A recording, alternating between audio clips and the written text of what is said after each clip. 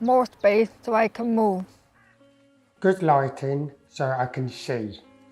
Less noise so I can hear. A little awareness so I feel understood. More changes can help me feel more welcome in the community. Think about me. Ask me. include me. include me. Include me. Include me. Include me. 2/3 of disabled people experience loneliness. Over half say they would feel less lonely if their local community was more inclusive. Learn how at sense.org.uk/left out of life. Sense. No one left out of life. sense.org.uk.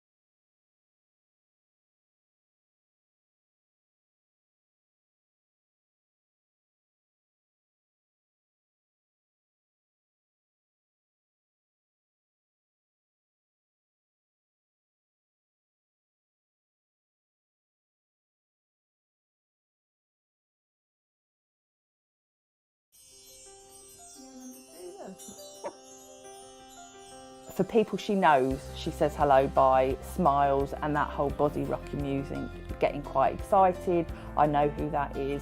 I know what to expect from that person. You know that Annie likes something by the way that she will look at it, she will move away, she will come back. Lots of this sideward head movement is often a sign that I'm actually quite happy, I'm quite relaxed, I do quite like it, but I will come back to it in my own time. If she really dislikes something, it's a definite throw it away, push it away, and she doesn't have that process of going backwards and forwards. If people were to see Annie out, the best way to say hello to her is to get down to her eye level and to wave and to have a nice sort of friendly smiley face.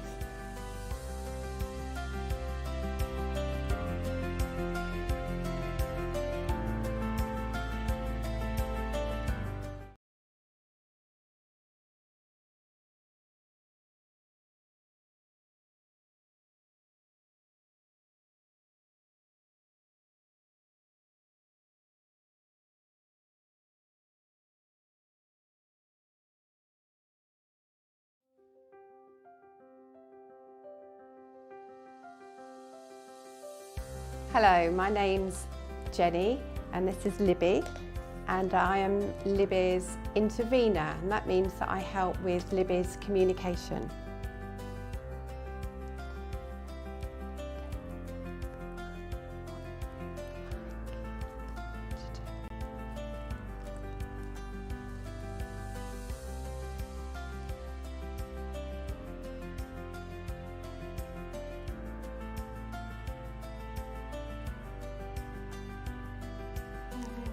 Yes, Libby likes going to the shop, to the chemist, and buying bath creams and smellies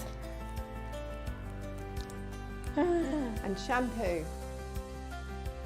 So if you see Libby and I out shopping, don't be afraid to say hello to Libby, because she'd really like that.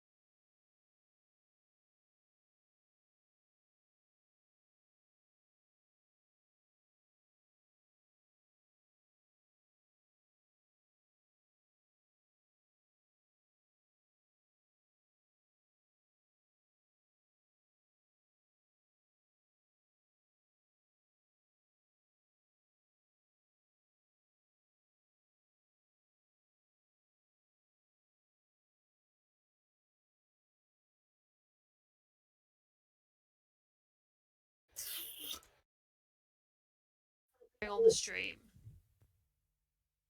Are we? Yes. Lovely. Yeah. Here we are. We're on the stream. We're in the Am I stream. audible? Yay.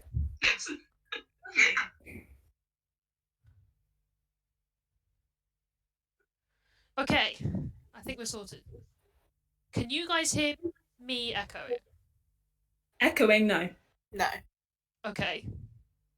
Something on my end's echoing me, but as long as it's fun on the stream, that's good.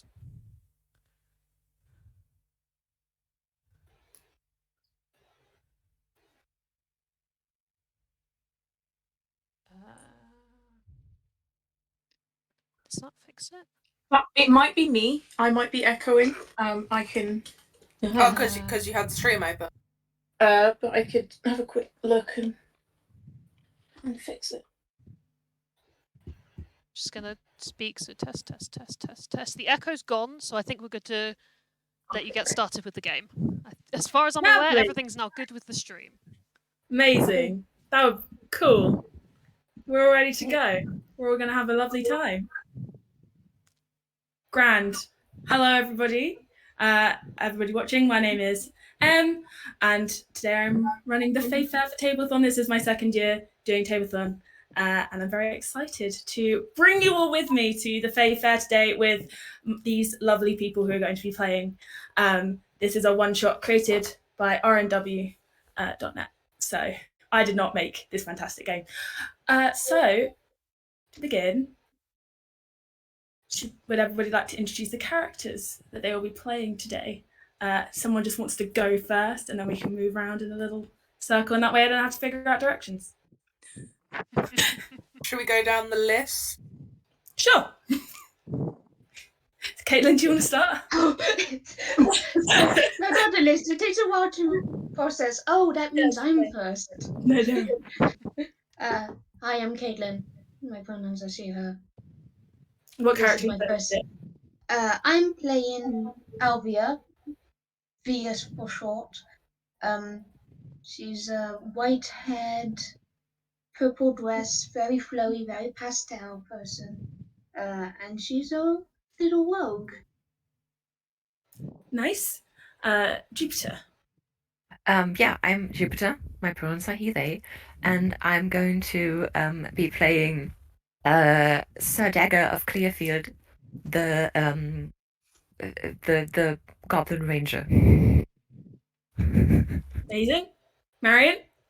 Hi, I'm Marion. My pronouns are she, her, and your eye is drawn towards this light that's bouncing off of this bald circular spot of a classic monk's hairdo, and I'm playing Friar Randolph. I forgot about Friar Randolph. How could you forget about Friar Randolph? What did you forget? I know. Ro? I am still Ro, and my pronouns are still he, him, or they, them. And I will be playing Viscount Hrawk Uzoth, who is a half-orc bard in a very ornate, long flowing coat, holding his lute. Incredible. I like to think he also has this hat. Yes. Oh, he better have that hat. I reckon. And there may be some lovely adornments to add to the hat at the fair. Chris.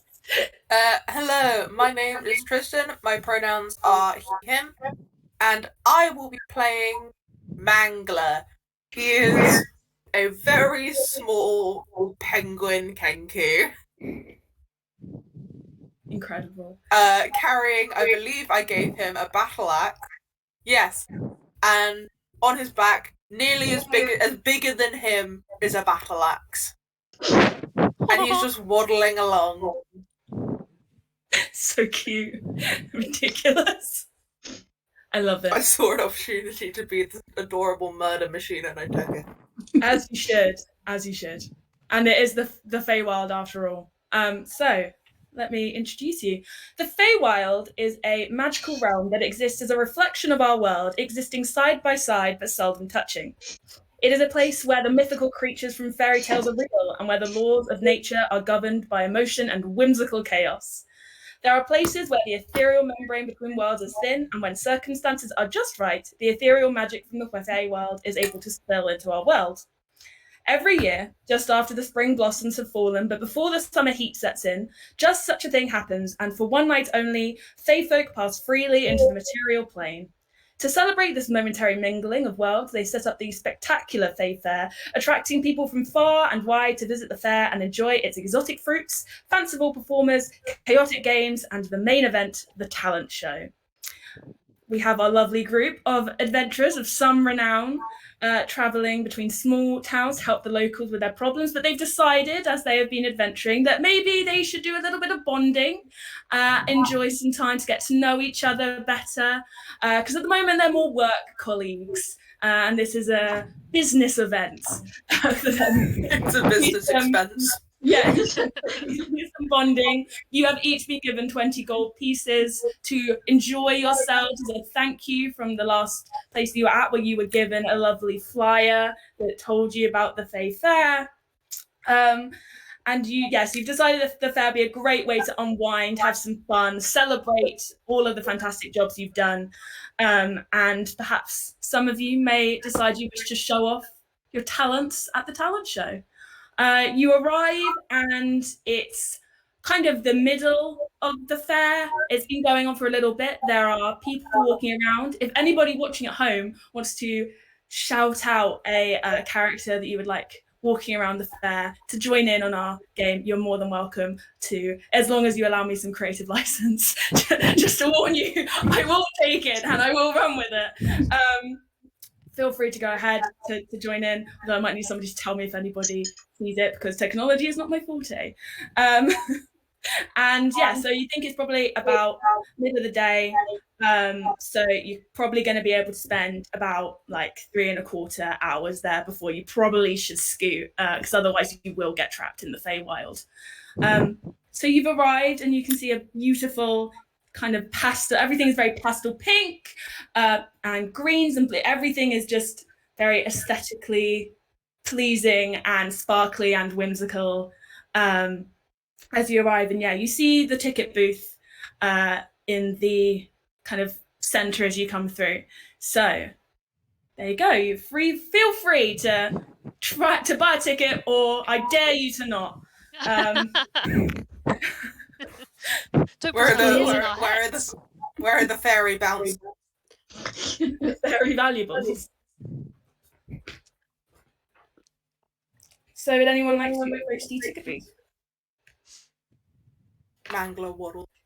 Mangler waddles over and holds up the flyer. Oh, so cute. Oh, hello, dearie. And you see this kind of little hag is the one. She's kind of haggish, quite fills up at the space in the ticket booth. She kind of just is kind of sticking her head out because she's quite large and the booth is quite small. Oh, hello, dearie. You here to get a ticket for the fair? Ticket for the fair. Yes, you want one ticket? Let me find the ticket prices. I'm sure they're here somewhere. They change every year, you know. That tracks. That's also living prices in the Feywild. Really hit them hard. Inflation hits everybody, and perhaps fairies the most. Sure, it's down to somewhere. Here we go. She's mushroom hued. And you must buy a ticket to enter. So, material folk are 2 gold pieces, Fey folk are 1 gold piece, and children and seniors are 5 silver pieces, please, dear. I don't think Kenku are Fey creatures. No, they're not. I don't think they are. So there's 2 gold pieces, please. 2 gold pieces. And also 2 gold pieces in his flippers.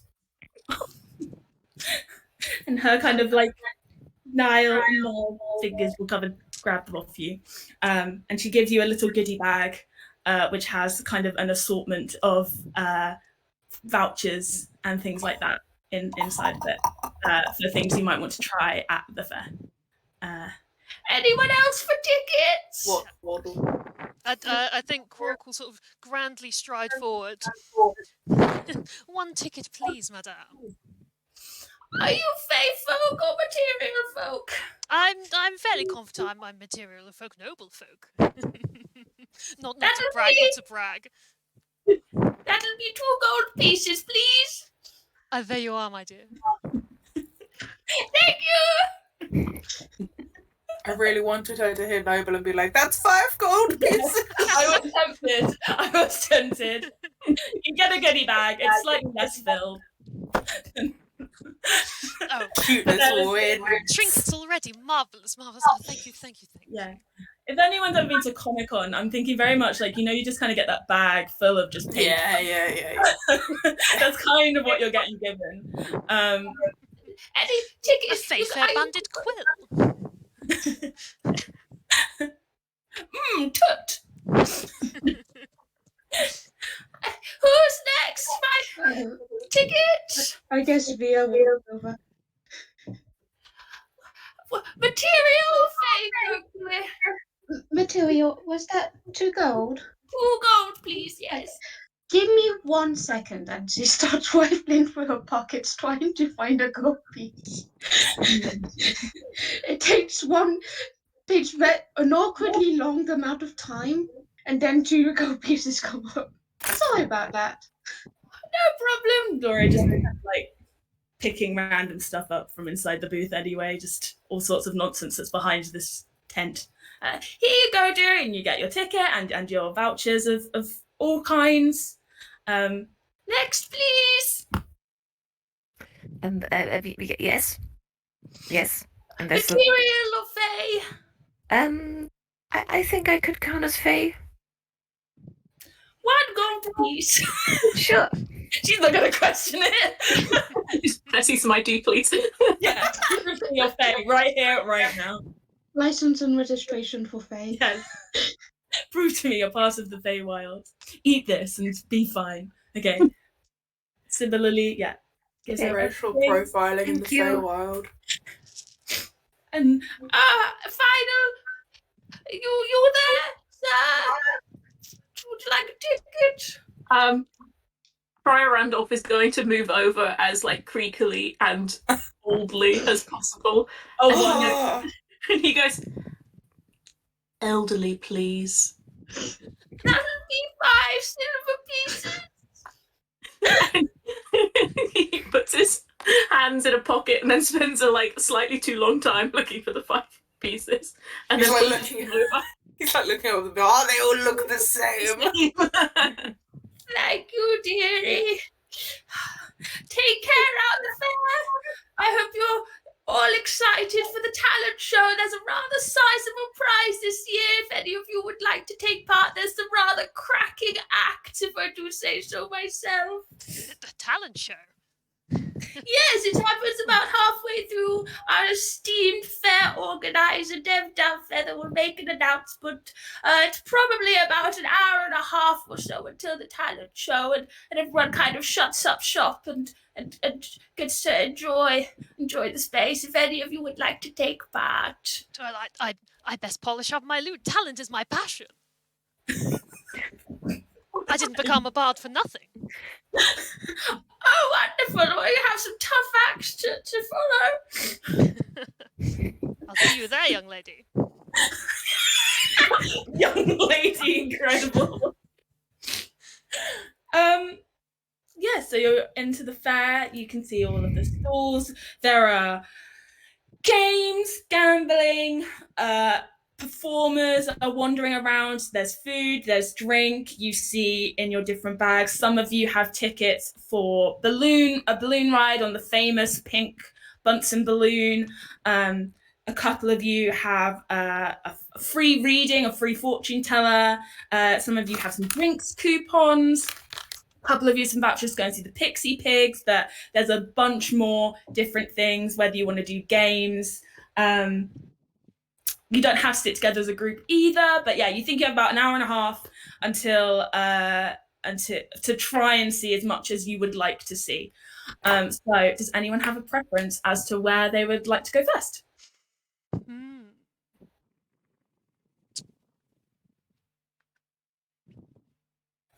I'm just checking on 20 to remind myself what's here. I know. I daren't open roll 20 for risk of upsetting Streamlabs, so Yeah. mean, if I have you'd access like- to my character sheet, and that's sufficient for me today.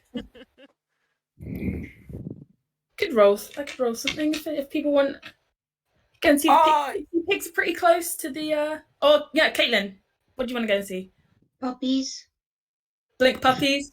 Blink puppies. Oh, I see that. Okay. So very close to the start of the fair is an attraction called Beasts of the Feywilds, and it seems to be a sizable area, kind of fenced off. The sign is pretty small, it says Beasts of the Feywild, and as you approach together, the fresh scent of a forest in spring is a welcome greeting, and you can see visitors lean over the fences to pet the cute little pigs and the sparkling blue puppies. Further back, you can see a majestic unicorn overlooking everything sternly as if it's in charge. In actuality, an elf with a big bristly moustache and hair made entirely of brightly coloured autumn leaves oversees the petting zoo with an intense, faraway stare.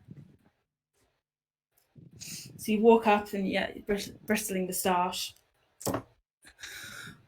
1 gold piece to get in, please. Here you are, sir. It's extortionate. I know, right? Well, some of you, if you'd all like to roll quickly, I can tell you which of you has a voucher for the pixie pigs, which are also at the petting zoo. What are we rolling? D20.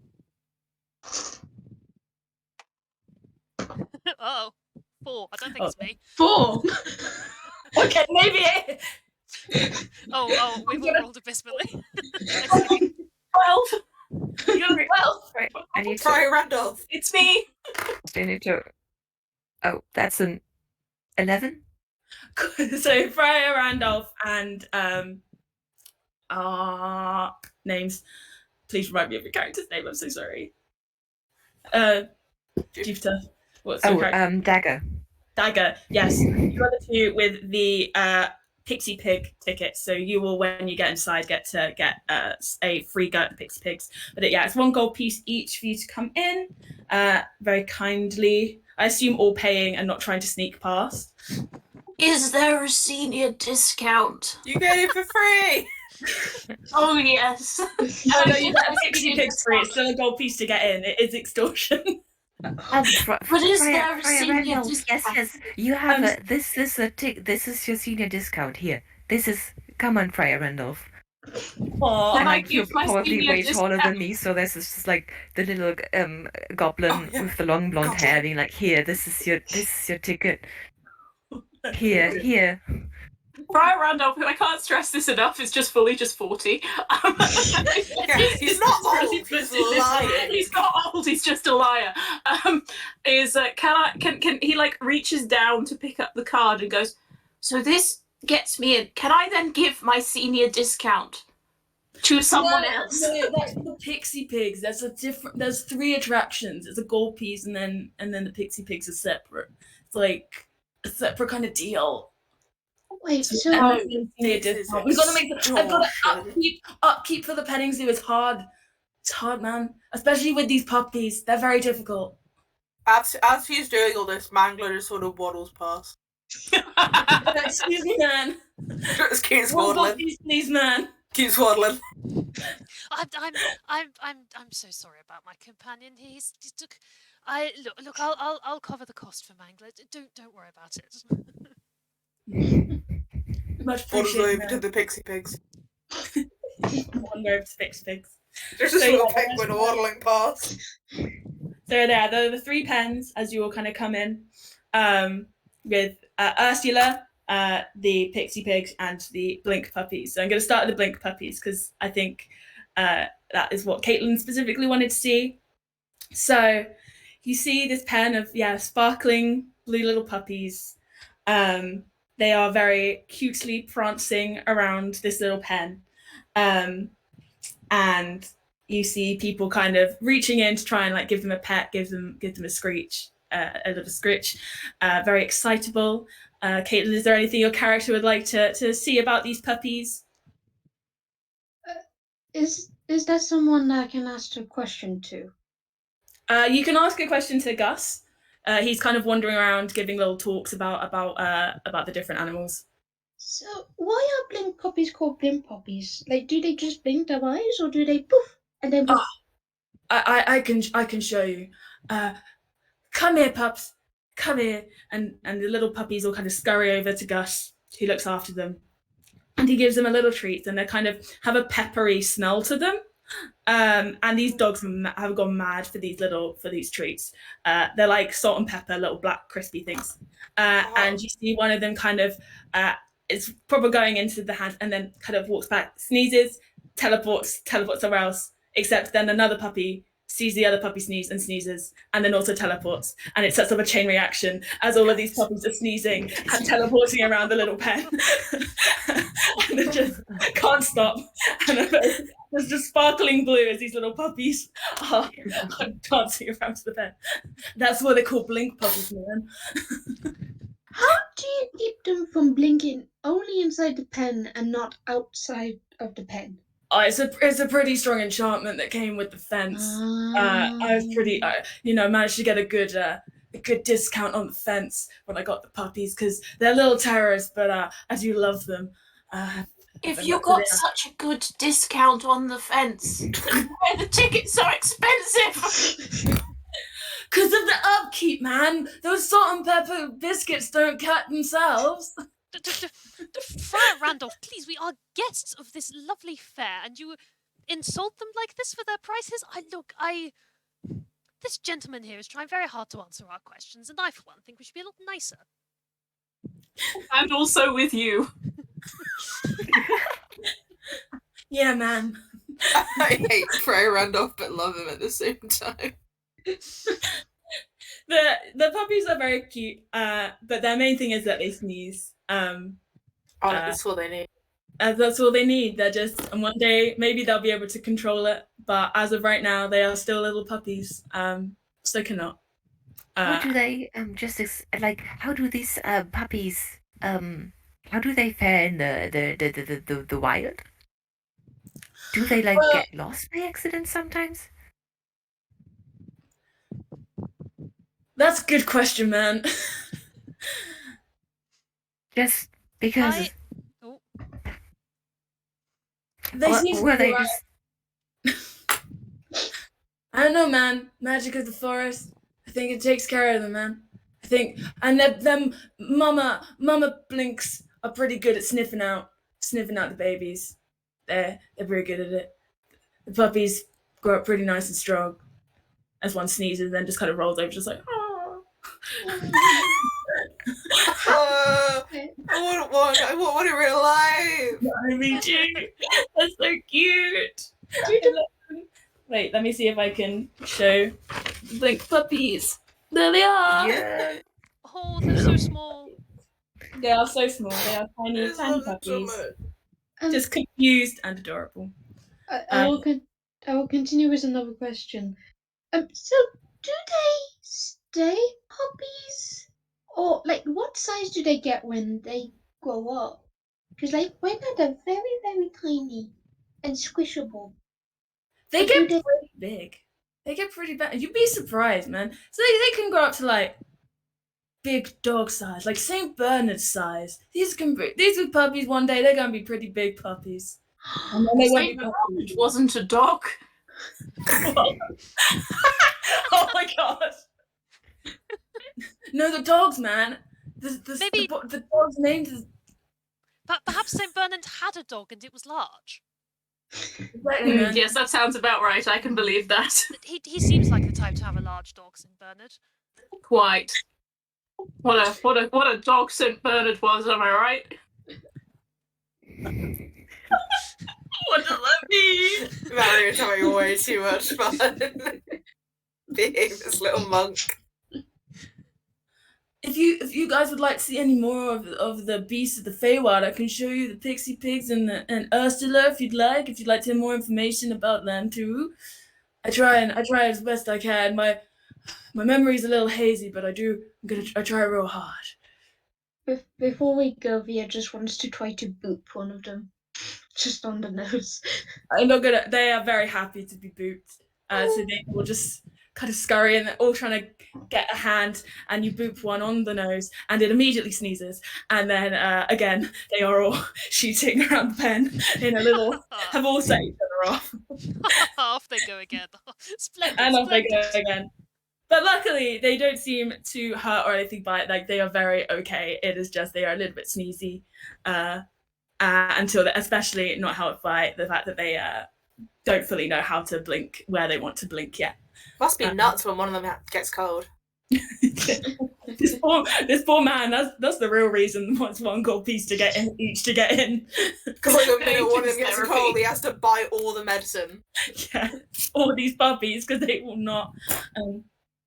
So you can see as Gus is kind of looking around, the rest of it is Ursula, and you see that some people are giving Ursula kind of a pet as she stands very sassily, as a unicorn would, overseeing everything. And then there are also people who seem to be playing a game with the pigs, and that is what Dagger and the Friar have the tickets for. It's to have a go at the game. So anyone want to? We can play the game. You can go and pet the unicorn, whichever you, if you want to. Game. Yes, let's investigate this pig-based game. So you see tiny little pigs rampaging around their pen in a cluster, and they kind of move a little bit like fish. These three tiny kind of pigs, they move together as a group. And when visitors approach the pen, they kind of all flock towards you because they assume you're going to have treats for them. And you see as kind of people try and reach out to give them a little like snuggle or a pet, they evade it because they are only there for treats. And they have little tiny pixie wings on the back, but otherwise they are just little micro pigs who are snuffling around. If you want to play the Lucky Dip, man, it's a gold piece to play the game unless you have a voucher. And too expensive. Good sir, could you describe the game for us, please? What sort of before we pay up? Mangler is already holding out a gold piece. Gus won't take it. He may be steep, but he's not mean. He's a respectable businessman. So he's just like, so you have to if you give me a gold piece, and we'll get the piggies to have a little sniffle around, and we'll see if they win a prize for you. I've dug some little prizes around. These pigs can actually detect gold across dimensions. That is their main skill. They can detect it even in pocket dimensions, man. They just want that good gold and a lot of it. Yes. Can I use one of the pigs to find the gold and then pay you with that gold?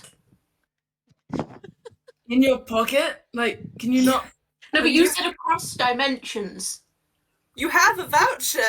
I do have a voucher. You make a compelling point. Right, please, do not upset this man more than you already have. You can pay a gold piece to find another gold piece in another dimension, but I don't think that's going to help you out, man. Okay. Please, Fry, you and your schemes. Mangler is still holding out this gold piece. Oh, you want to go, young man? Give me. I'll take young that. Man. I want to go. Could you roll a d4 for me, please? Yeah. I feel Pixie Pigs deserves a cotton candy d4. Oh, yeah. 2. Nice. So you see these little pigs scuffle, sniffle around, and then they catch the scent of something, and they go ham into a little corner, and they bring you out a silver coin and give it back to you as the prize that they found. Adorable. Mangler just standing there. Congratulations, Mangler, a prize. How wonderful. Prize! How wonderful. Anyone who else wants to go of the Pixie Pigs? I hand over my voucher. Oh, nice, man. Voucher, nice. Roll a d4 for me, please.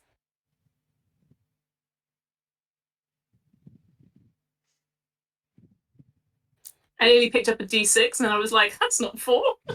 It's not. I don't have to have done weird maths to figure out what prize you won.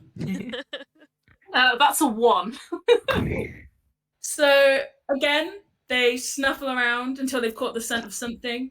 How this game works, not entirely makes sense, because obviously there are things everywhere, so it isn't sure how the pigs decide to pick out what they pick out for you, but they come over and they give you a small little golden piglet charm.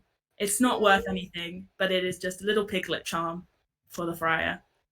And he pins it to one of his his cassock or something, and then nods Next to your respectfully to the pig. Next to your necklace with a religious symbol on, you've just got Yeah, you can't quite see what the religious symbol is, but it doesn't look like a person. And then there's a pig next to it. Would Dagger like to hand in their voucher? Yeah, Dagger's gonna come. Say yes, I would like to try, please. Yeah, man, go ahead. If you can roll me a d4 as well, please. Yeah. I'm gonna pick one What off please find? the floor because I spilled all my dice on the floor. No! Yes, I have one. I have like an open dice bag, so it's just like, oh. That is a 4. Amazing. So the piggies sniffle, snuffle, and then they go crazier than you've seen them with the other 2 prizes as they go right down into the ground and kind of tug out this bag, and they bring the bag over to you, and inside is 5 gold pieces that you've got from the game. So you made really just a full profit as you get these 5 gold piggies. You're currently 4 gold profit from this. No, Yeah. I'm 5 gold profit. I didn't pay. Voucher. Would either these pigs are great.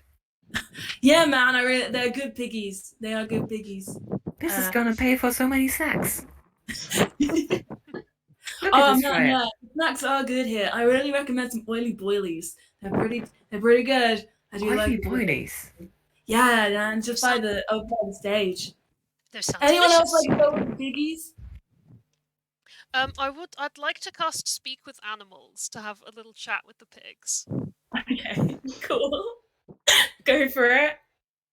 And so I'm gonna sort of sweep my long coat out of the wind and crouch down with the pigs. Be like, so, little creatures, how would you mind finding me some gold? Snacks? Yeah, snacks. Yes, what snacks do you like? Oily boilies! Oh, I see. Yes, we've yet to go there. Well, if I have any spare, I'll toss them over for you. You all seem so lovely. Snacks! I hand just like some sort of like ration biscuit or something out of my bag. But I know it's not an oily boily, but it here for your troubles. The thing will be just like scribbling all over it in the way that as they all try and get a little bit of the rations, and then they bring you back some twigs. Oh, thank you for this wonderful gift. Oh, so generous, little pigs. But you got twigs. I will put the twigs in my hat. Amazing. Lovely. Yeah, these pigs are just very excitable and kind of not talking about anything other than snacks, oily boilies, and kind of just being friendly with each other. They are a sweet little gang. Anything else with the pigs? Anything with the unicorn, or are we moving on to the next? I do want to see the unicorn. I won't lie. You can't put a unicorn in a Yeah. good. You like? You want to go see the unicorn? Yeah. Okay. Definitely. So you see this beautiful, stately unicorn with an air of superiority, and you see people kind of trying to stroke her. Some of them do these very deep bows to try and give her a stroke, and she usually kind of lets them. Others she will just distinctly move away from. So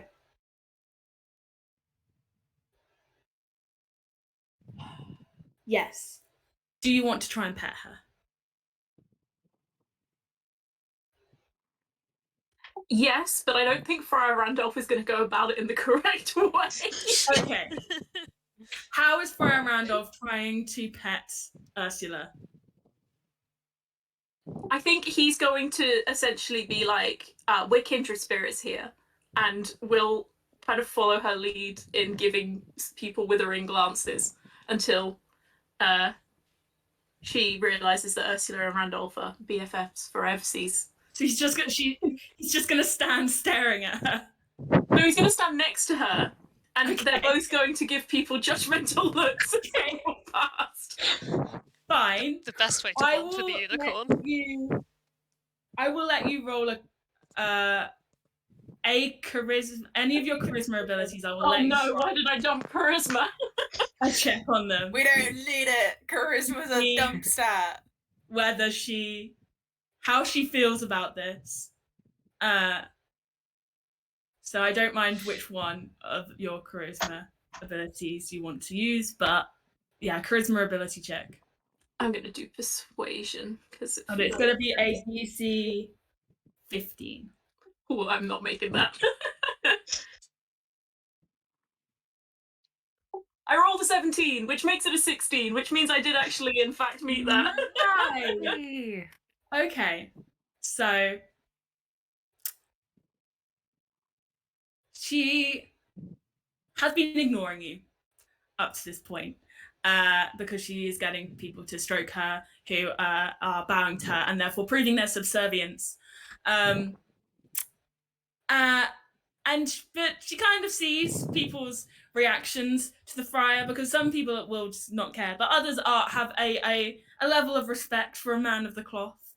And so eventually she kind of looks at him and they kind of have a moment of looking at each other, and she doesn't like she kind of turns her head in a way to let you stroke her mane. She won't let you stroke her like face and neck, but she is gonna just be like, you can touch my hair if you want. He strokes her mane and he goes, very wise, the face is the money maker. For the next 24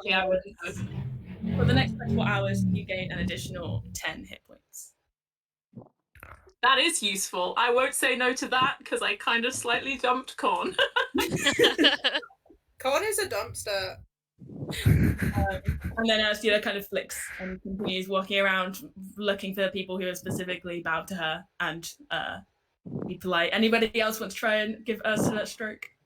Mangler's gonna waddle up, do a little wave, do a little sort of like, he can't bow. Penguins don't really have a waist. He does sort of like the penguin head bob. Okay. Can you give me a charisma ability check, please? Find out. This is DC 13 because you're at least trying to do the bow bit, whereas you know what I can. You know what Briar was not. Gonna do a performance because I have a +3. Well, there we go.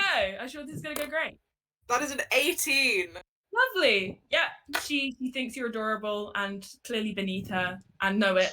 And she will lay her head down. You give her a little stroke on her nose. Strokes nose very gently. It is like the nicest satin feeling you have ever felt. And her hair was incredibly silky that the friar got to touch. But yeah, it is like the softest horse nose you've ever stroked in your life. And you also get an additional 10 hit points for the next 24 hours. Yeah. She's just that good. There's a reason people got about her. Cool. I will also bow, take the hem of my dress and properly do a nice little bow with the dress. Want to roll for me? DC 13, charisma ability of your choice. No! Oh dear. That is an 8. So I think I've just tripped over my feet a little bit. I'm so sorry.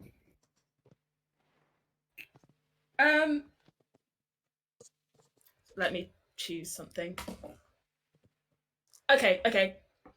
So you see your bow, you see her kind of narrow in, and you notice you have the tiniest speck of dirt from your traveling, like just on the side, and you see her kind of like give you a look.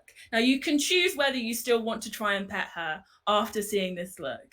I will not. I will brush off the piece of Probably dirt. for the best. I'm not gonna lie to you, looking at these stats. Get attacked by a unicorn. Ursula's still standing there if anyone else wants to try anything, or we can move on to something else at the fair. I think Krog will acknowledge the beauty and grace of such a noble creature, but will stay back for the moment. Okay. I think Dagger will just want to watch the unicorn for a bit, but I forgot to say earlier, Dagger has basically constantly around Dagger there's a swarm of dragonflies that kind of glitter in the air. And I think the dragonflies would want to say hi to the unicorn, basically. So, like, Dagger will allow the dragonflies to swarm over and basically try to softly dance around the unicorn for a bit. I love that. Yeah, she lets them do that. She thinks it's cool. It adds to her radiance, having these beautiful glittering dragonflies around her. She's not going to say no to some added pizzazz. That's free sparkles. Exactly. It's like giving her the old razzle dazzle. Ursula is all about the razzle dazzle. Lovely. So yeah, loads more to see at the fair. If anyone has anything particular, some of you have a few like drinks tokens in your bag. There's the balloon ride. There's some free readings at the for the fortune teller. There's like some shopping you can do if anyone wants to do shopping. So I think Krog of a man of sort of noble performance lineage is very interested in going to see the fortune teller. Amazing. Mangler is also going to the fortune teller. Cool. People want to go with to see the fortune teller? Yeah, sure. Come along, friends, Yeah. to the fortune teller. We want to know the fortunes of our party members. I must find out my fortune. We have less fortune now because everything's so expensive. Look, fortune comes in many different kinds. My fortunes as a viscount and my fortunes as a performer and person of the world. And I'm sure this fortune teller will have many things to tell us. So as you walk around, you see there are wandering entertainers passing by you. You see a very large strong man who is juggling a vase, a wheel, and a small disgruntled gnome. And he's just like, oh yeah, I can juggle anything. Come on, throw something at me, I'll juggle it. Can you juggle me? How big are you? What size creature is this noble? I believe he's like a medium-sized creature. He's a half-orc, so... You are medium. Yeah. However big a half-orc typically is, that big. Yeah. Oh yeah, I can take it. I can juggle you. I reckon I can juggle you. Jump on in here. I'm going to launch myself into the crowd of things he's juggling. Can you make me... Oh, I should have got skill check, like, what each of the skills is, so I'd know. Whoops. Let me check on Roll20. What things people's... I do not know my... I feel like this is an athletics check. Yeah, it's something like... athletics or acrobatics. Yeah, I couldn't remember if I'd like to persuade it as acrobatics, because I have proficiency.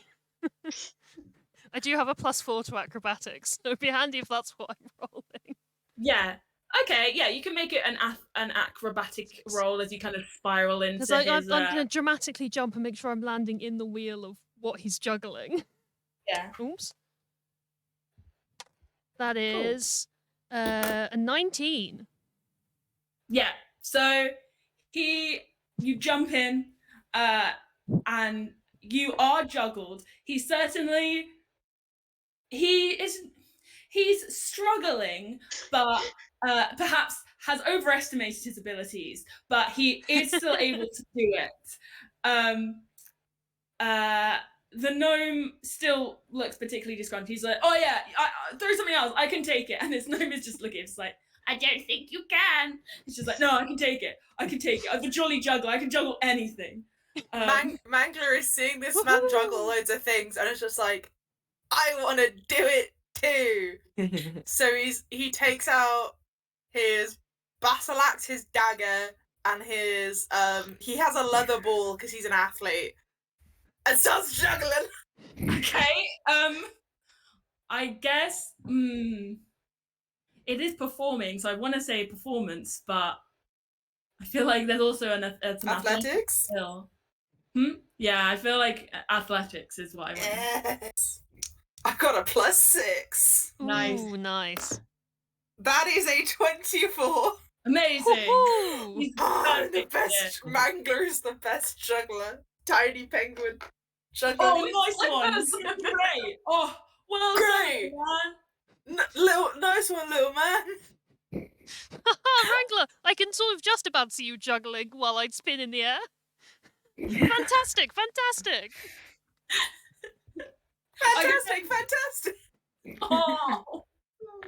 And then the jolly juggler will kind of do like a flourish and will get Rose's character and then the gnome on top, and then the gnome holds the wheel, and so that the wheel has the vase on top, and he'll let you down as he goes back to then juggling the rest of it. Marvelous, marvelous. Oh, thanks. I hope you have a fantastic day at the fair today. I'd like Brooke goes to like bow and extend a hand, realizes he's still juggling, and just sort of gets back up again. It's like, thank you, sir. What a marvelous experience. Oh, much appreciated. And he'll wander off to do his juggling elsewhere. Okay. The friar.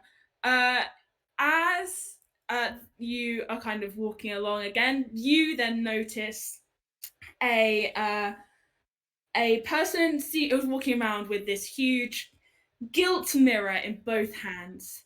And they approach you, and you can see yourself in the mirror as you are, and your reflection gives you a little wink. And then I blow a kiss to my reflection. Of course you do. The reflection does not blow a kiss back, because you notice that this is in fact not actually a reflection or a mirror. It's someone holding an empty frame and imitating you the exact way you look to every detail on your person. As she wanders away holding the mirror, you notice from this entertainer. Mangler, as you stand, a little fairy flies around you and kind of giggles and smiles. And they create a bracelet around your flipper made of gold thread. And then this little fairy stands there and holds out the hand and wants a tip. Tips! Tips!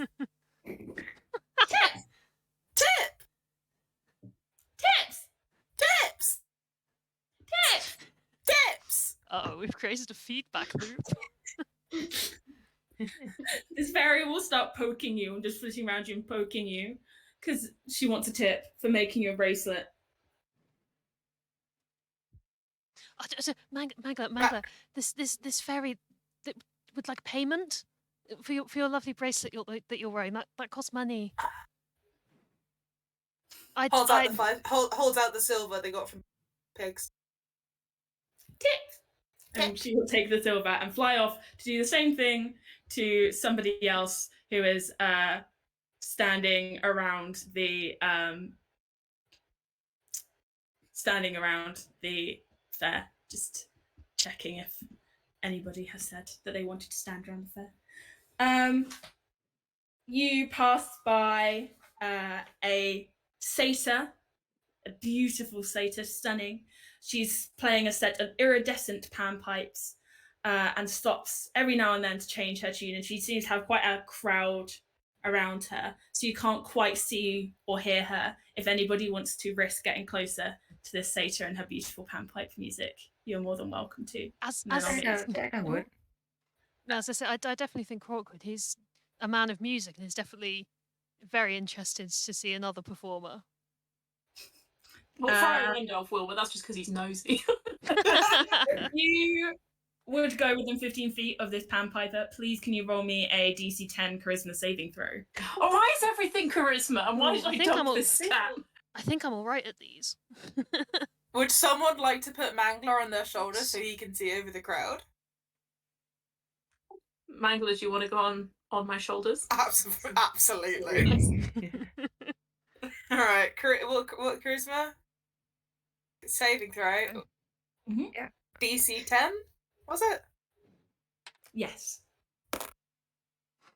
No. I have. That was a 4. I have unnatural 20. Okay, fine. You're fine then. 15. Yep, fine. I rolled exactly 10, and I have no bonus or anything. Okay, fine. Then you're just okay, even though you are touched by something. I've been rolling very well because I rolled a 19, which gives me an 18 altogether. So, so Mangler, can you now roll me a D6, please? A what? A D6. A D6. Yes. I feel like this is the appropriate time for the goth dice. That would be a 5.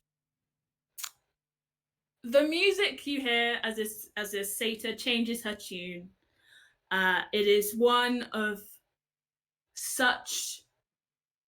It moves you so much as she plays this kind of almost like funeral-y dirge, disguised in almost like ragtime, to make it this strange kind of ragtime funeral dirge. This strange kind of joyous, sad music that you just begin sobbing little Kenku tears all over the friar as you are saddened by this beautiful, beautiful tune.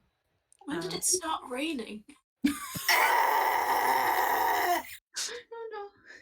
And when did rain sound so loud?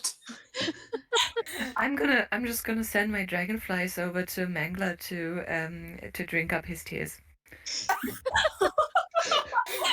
Delicious. In lieu of a handkerchief. I feel like they would enjoy that. Just patch the flipper, like Dada, Dada, please don't cry. Please don't cry. Oh. Everyone else is severely enjoying this strange funeral dirge except for Mangler. Mangler is so overcome with emotion.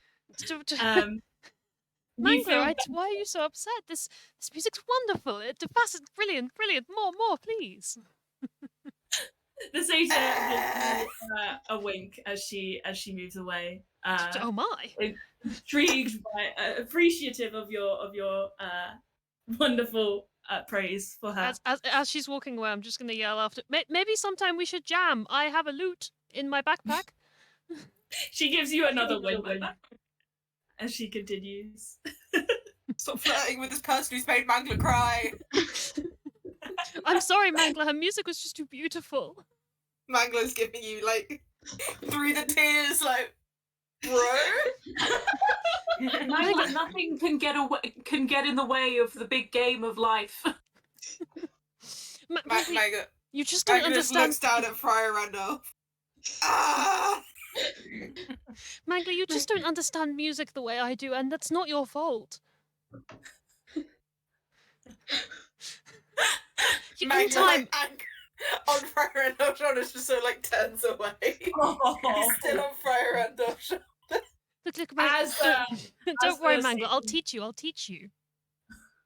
As the satyr moves away, you can feel the sadness in your heart kind of lift as you realise it's kind of almost like an aura around her that these people are entranced by, and it gives them all sorts of emotions.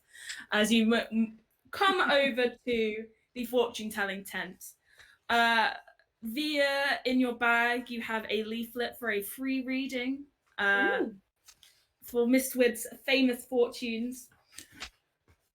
Let me find it. Apologies. I have managed to drop all of my papers, and now they're all in the wrong order. So finding things is difficult. Oh no. You got this. You got this. Yeah, that's my book.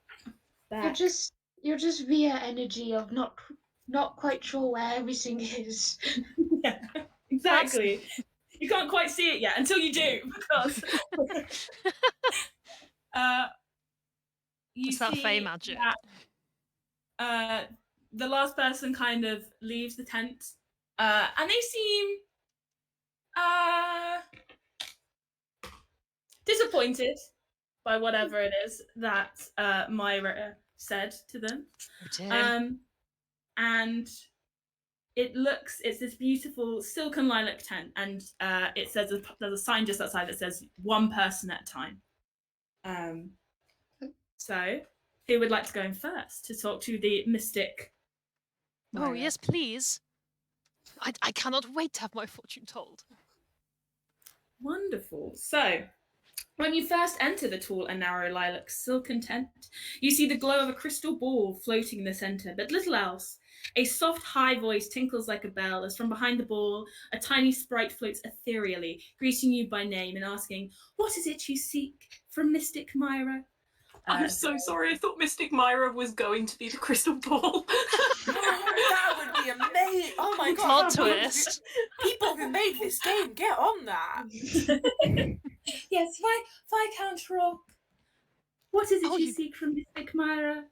And she is an aging sprite, moving slowly yet gracefully, draped in wisps of silk, organza and voile, ghostly airs of purple and misty green. She's very dreamy looking. Yes, Viscount. First of all, I'm honoured that you know I'm a Viscount. I don't, not that I mean to brag, of course not. I wish to know my fortune in the performing arts. I've been really working on my lute craft, and I just want to know how will that go for me in the future on our adventures. I can give you your fortune. I find that with the spirits, the more that you donate, the more that they are able to speak your fortune to you. So any donation to the spirits would be gladly taken as I give you your fortune. Well, you seem a lovely, reasonable person. Let's start with 5 gold pieces, and we'll see where we go from there. These Fae are rinsing us. Never trust a Fae. And we are letting it happen. You have to he's Viscount Uzoth from the Mountainous Realm. This man, he's got no concept of how much gold is worth. It's small change to him. Can you roll a d6 for me, please? That is a 1.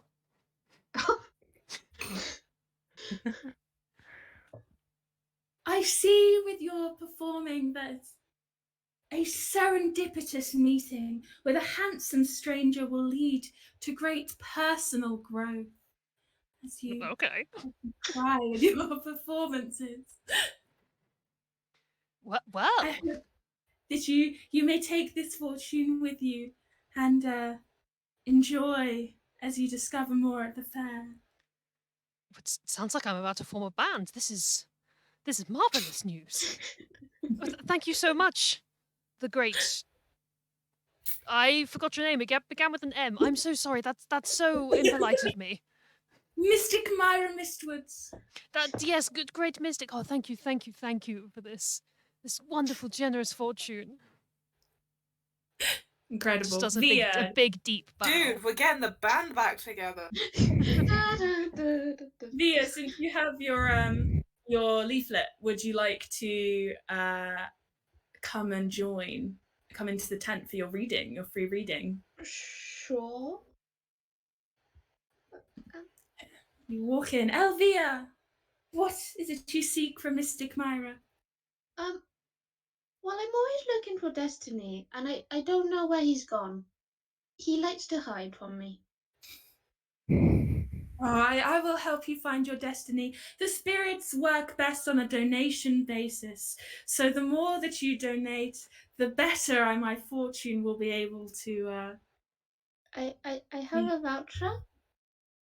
That's wonderful. I will gladly give you this reading. A donation is still helpful for specificity, but do not feel like you must if the voucher suffices for you. You know, Destiny always comes back when I call him, and it's fine. I'm just wondering where he's hiding right now. Wonderful. Could you roll a d6 for me, please? 6.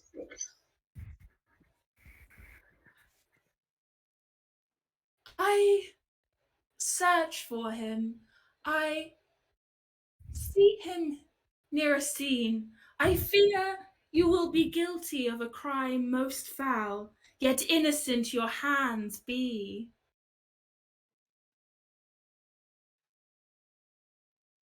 You're saying that Destiny, my familiar, is going to commit a crime? One of you will commit a crime, and yet you will also be innocent.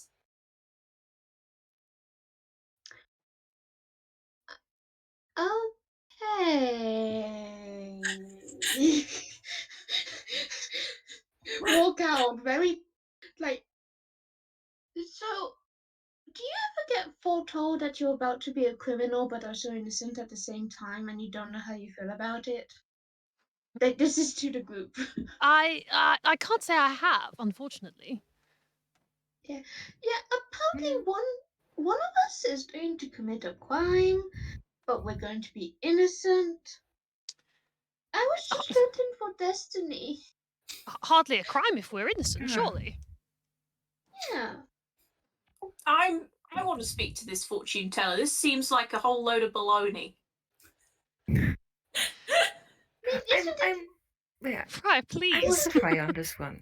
That's probably not what's going to happen. It doesn't make any sense. No.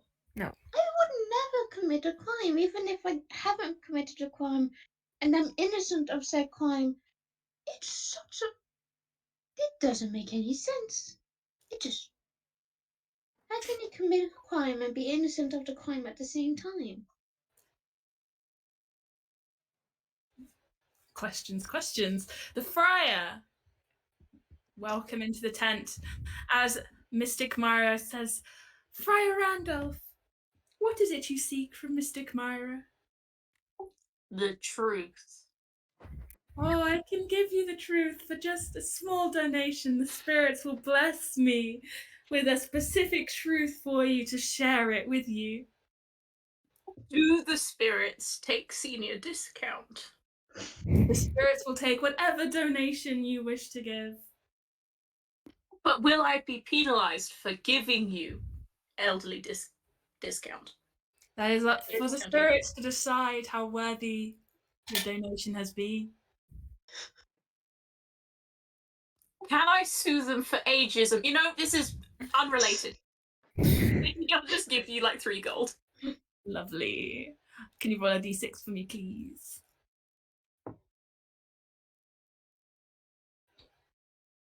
That's a 3. If you wish to seek the truth, when your skills be tested in front of the many, great fortune will come your way. Do you take constructive criticism? No. Hawk's just outside the tent with his head in his hands, like, we're gonna... Friar, please stop offending these lovely hosts. I really didn't mean for him to be like this. I'm not sure what's happening. We're gonna get kicked out of the fair. Yeah, she's just like, no, leave. Thank you for your donation. And also with you. And then he'll leave. Dagger, did you want to go? Oh, great. No, Dagger can go first. Yeah, Dagger's gonna go. Oh, well, welcome. What do you seek from Mystic Myra? How do you tell the fortune? Oh, the spirits speak to me through the crystal ball. And how does that work? I can just hear it. I was born with the gift. Some of us in the Feywild are given, and they appreciate donations.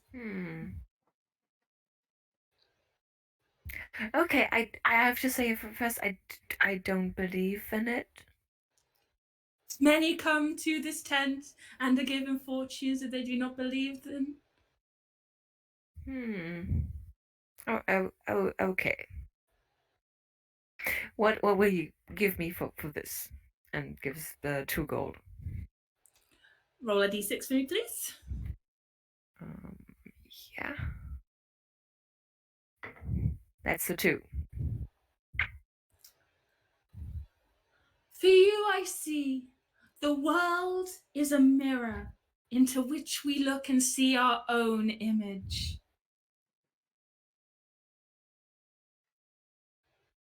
Yeah, I saw that out there. There was a person. That was a mirror. Yes, you see your own image when you look into it, you see your own. That is what the spirits wish to share with you. Yeah, I don't think this is unfortunate. I think the spirits might have like the time frame wrong. This has already happened to us earlier. Is this mirror man the world? Is he your world? Are you asking me? Am I the fortune teller now? Answer. I'm gonna go. Goodbye. Oh, so Dagger, how was your fortune? Good, I hope. It was more of a history lesson. Apparently, mirrors exist. Wow, the fortunes can go back in time. This is the marvels of this fair keep going and going. Next time you break such tragic news, tell me to sit down first. Mirrors exist? I thought they were myth. Oh, look, plenty of mirrors exist. Items. Plenty of mirrors exist, and I just pull out my little pocket mirror, adjusts his feathers on his hat, puts it back. Yeah, there's one that's wrong in the back. I can fix it for you. Sure. Yeah. I'm just gonna. Can I climb? I Go cannot for it. reach. You're twice my size. Climb away. Okay, good. Dagger's just gonna climb, and it's gonna a feather that was not out of place. Just gonna take one that was perfectly fit and just basically make it so you have like little bunny ears in the back of your head. Okay, but for chaos reasons, I want you to roll an athletics check. Sure. That is I rolled a 7, so that will come to a 7. Okay. Uh-oh. So, in the process of doing this, you do kick the Viscount quite a bit as you scramble up him. Sorry. And the feathers do stay like bunny ears, but they're slightly locked from slightly bunny ears. Hang on, just checking that the stream's not completely... Is it still going all right? It still looks like it's going to me. Cool, I got a little alert up, so I just wanted to double check. If everything seems alright, we'll keep going. Cool. So you're outside of the tent. Mangler's turn. Yeah, Mangler's turn. Lovely. Waddles in. Welcome, Mangler. What can Mystic Myra do for you? What can Mystic Myra do for you? The spirits wish for donations, my dear. Donations, my dear. I takes the bracelet that the fairy gave him off the wrist and holds it out. Oh, I forgot to say it disappeared within 5 minutes of. That fairy is a swindler. Yeah, I figured. Aren't swindlers? They're all swindlers in this friggin' net. Never trust fairies. Never trust fairies. Honestly, that's what we're learning. But you can give something else similar to that if you'd like to give a donation. Have a gold piece. Okay. Roll a d6 for me then, please. 5. My dear Mangler, by finding yourself, you will find what it is that you seek.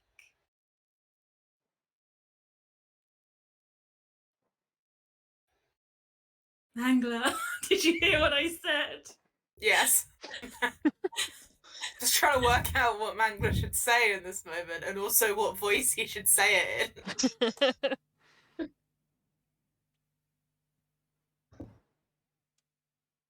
Rebel. What does help? Good. And he waddled away. Waddle. Cool. So we still have plenty more things you can go and have a look at if you'd like. Oh, I want it noted that Mangler took the coin back off the table and waddled out. Ah. Okay. He took his donation back for that terrible fortune. Okay. Demanded a refund. Of frustration within the tent as you leave. Of course, Which is she very hates refunds. disrespectful to Mystic Fayre. Tell better fortune, Mystic Fayre. I'm excited that you all rolled so differently.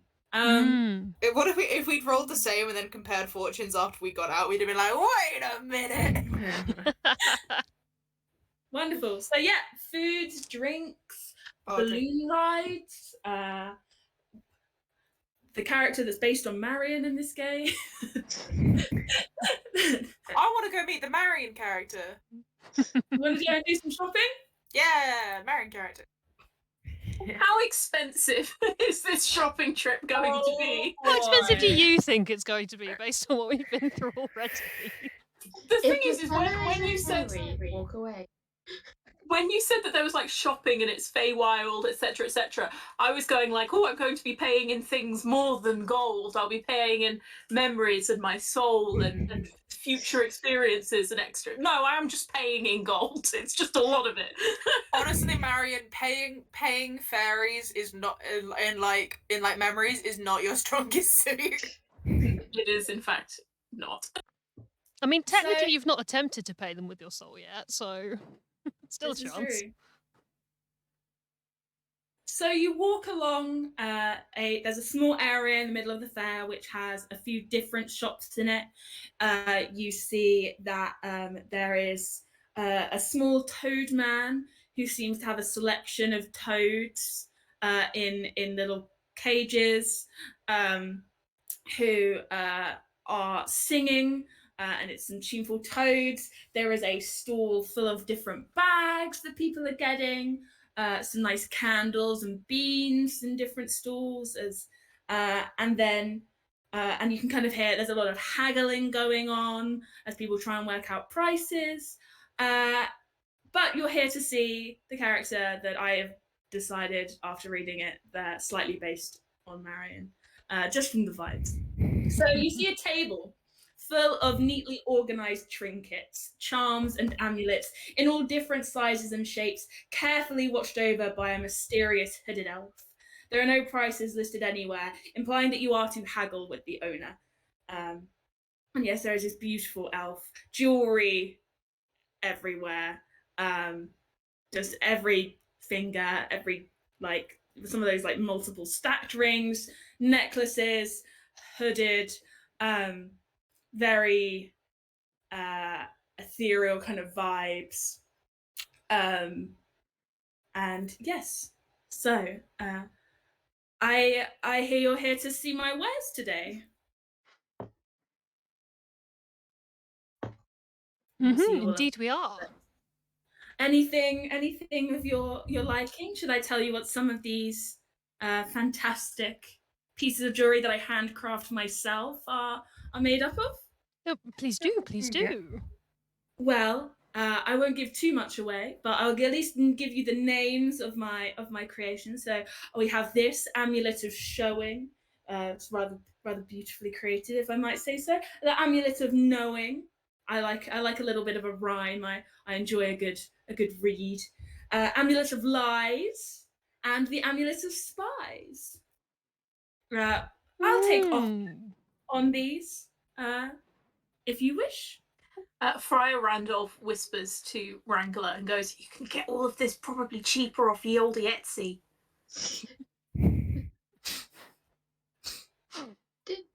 Do the names have meaning to the piece? Like, do they help you in any way magically, or are they just fancy names? No, they are imbued with magical essence, and I am quite a magical person myself. So I like to give something with the trinkets when I make them. Am I allowed to insight check? Yeah, yeah. To see if this person is just lying. Here's the problem. I don't think it's lying. I just think they're bad. Yeah. Yeah, you can do an insight check. That's a 10. Seems like they're telling the truth about, they seem very proud of what they've made, and they are, the jewelry is very beautiful. It looks high quality. It doesn't look to be cheap. Like, this is artisan crafted jewelry. And she seems to be telling the truth about the magic.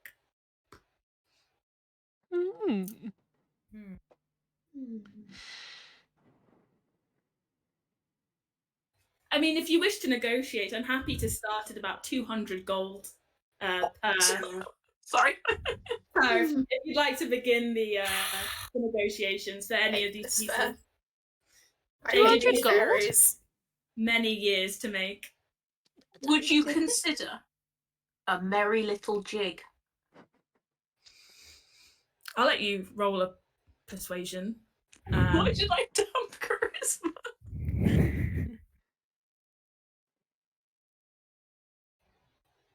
Would you like Mangler to do the merry little jig?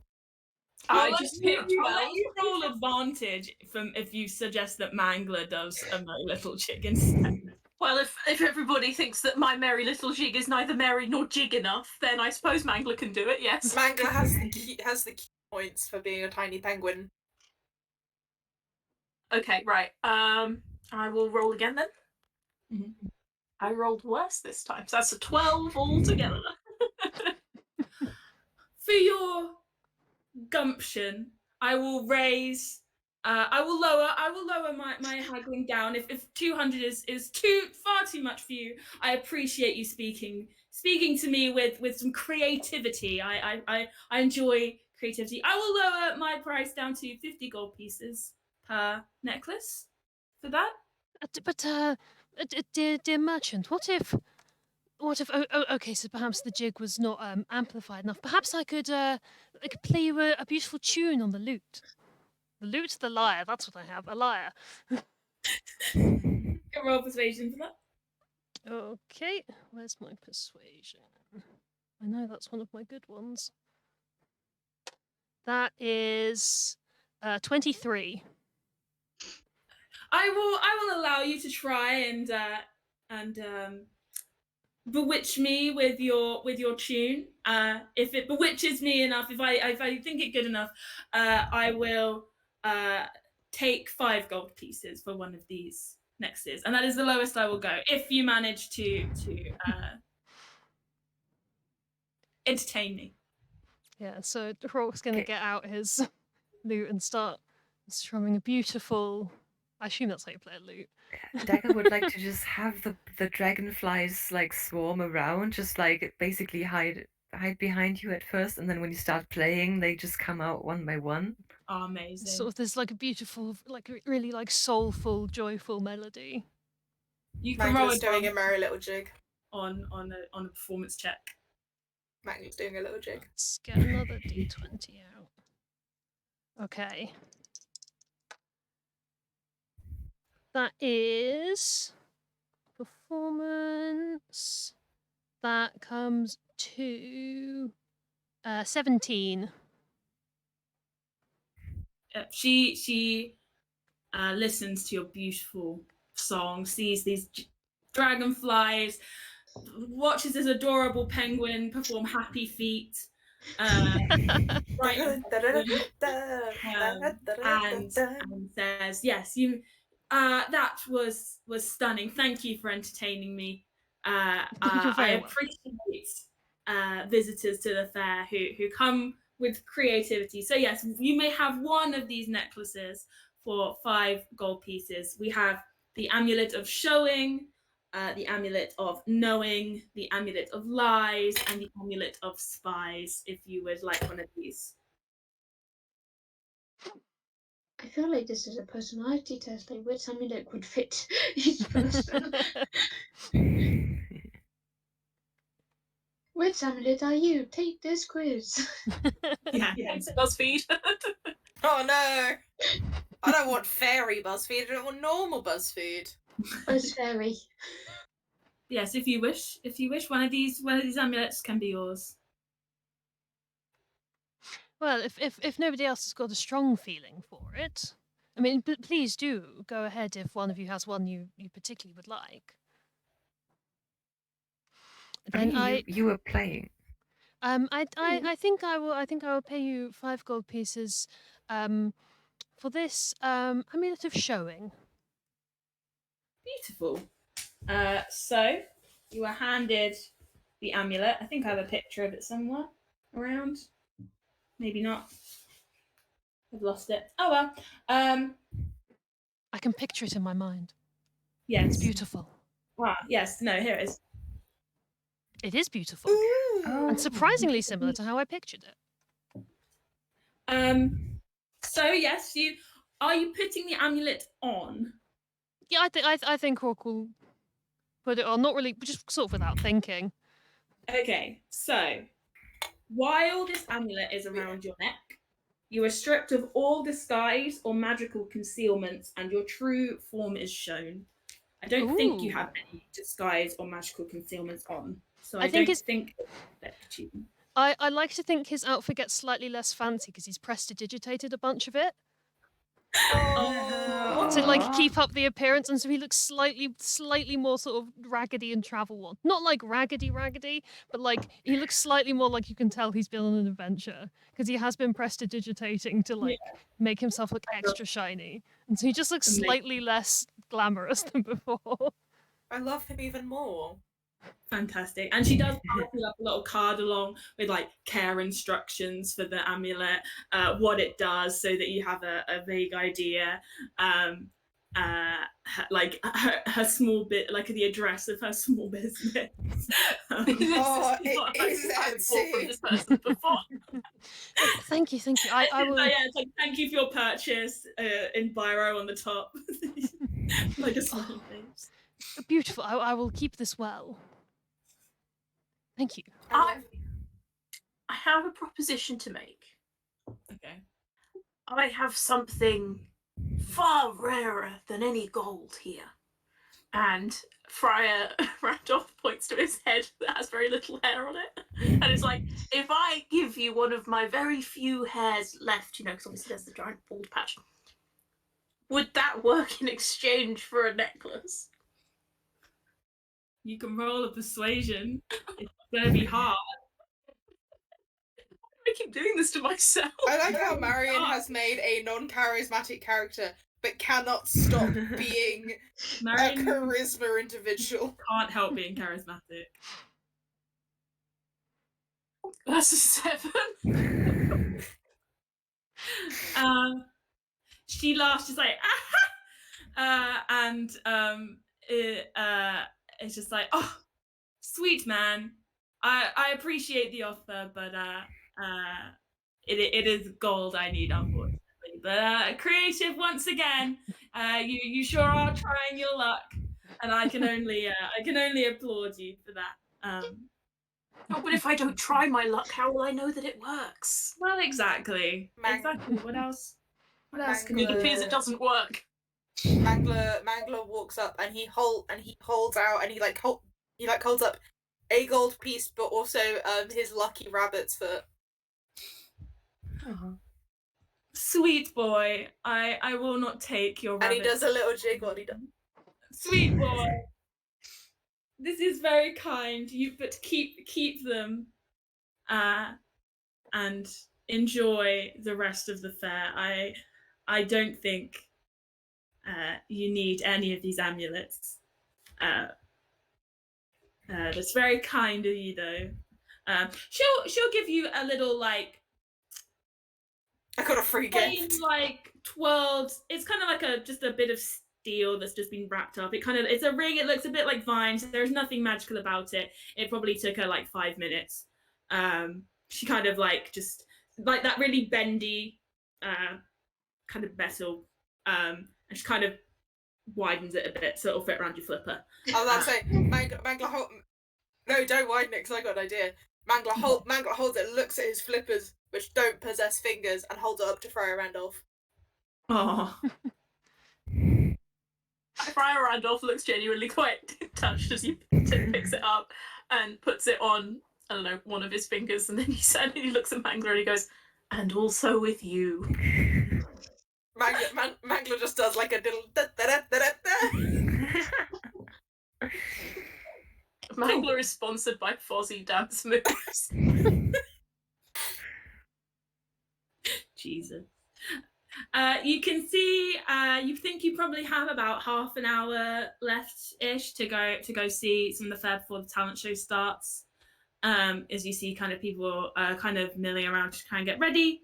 So yeah, there's a few more things you can do. You can go and check out these oily boilies. Obviously, you're near the shopping, so you can go and look at any of the other stores with the toad.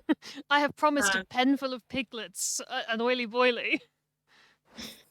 Yeah. Oh, Marion, oily boily. Huh?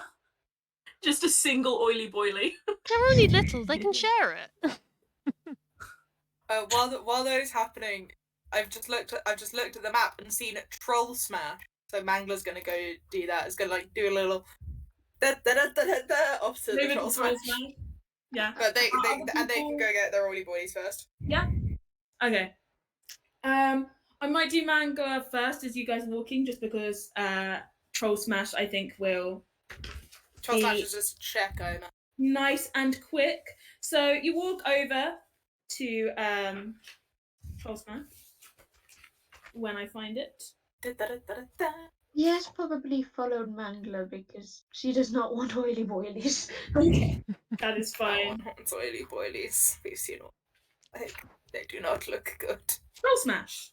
They look like really oily eggs. A rumbling voice as you walk through the crowd. You there! You come try beat bra! The voice is coming from a troll holding a massive hammer, and next to it is a tall, thin board with a stone plate at its base.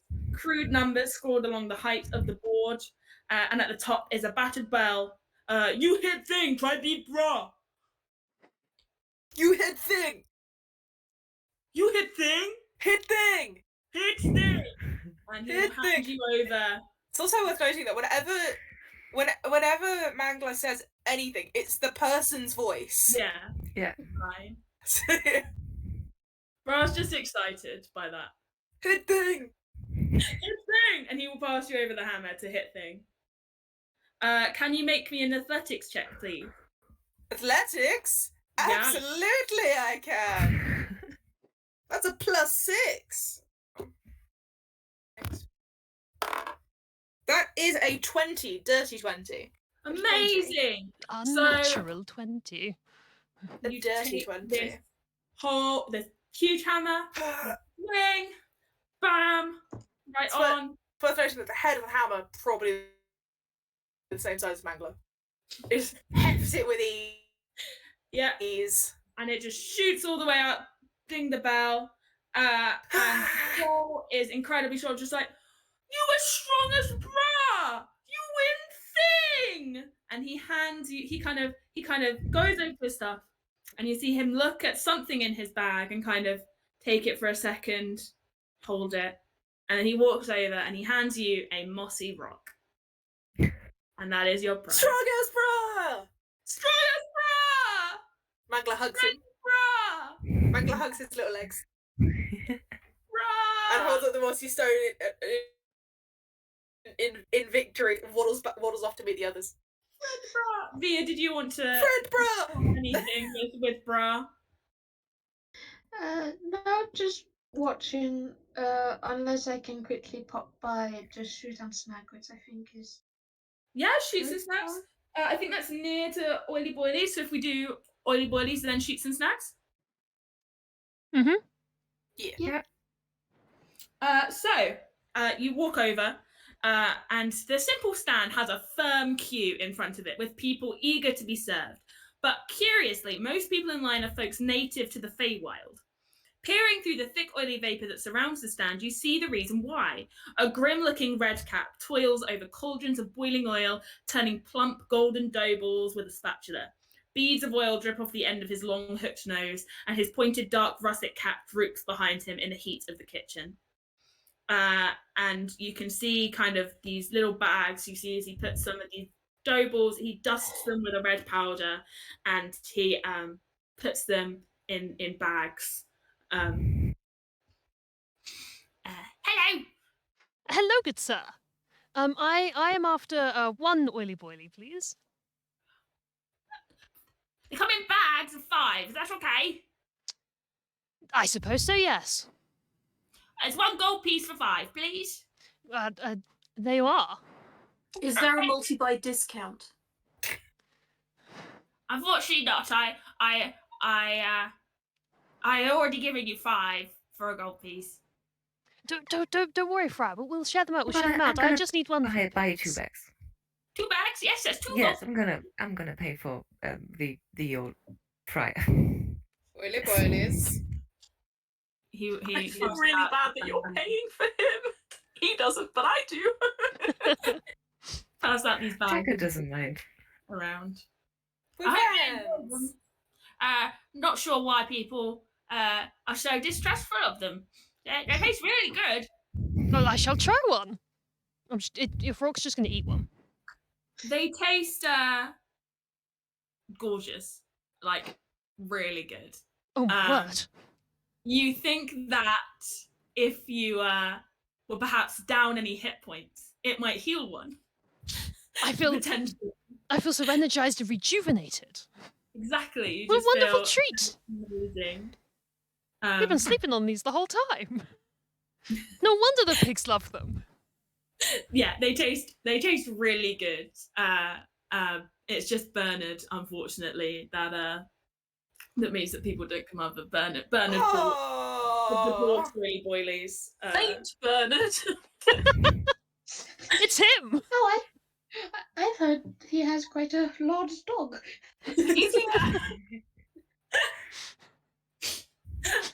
Amazing. Yeah, so you've now got your bags of oily boilies to enjoy. Yeah, you can eat as many as you wish or not. Yeah, you're near the popcorn, and then you're near a couple of games as Via travels over to.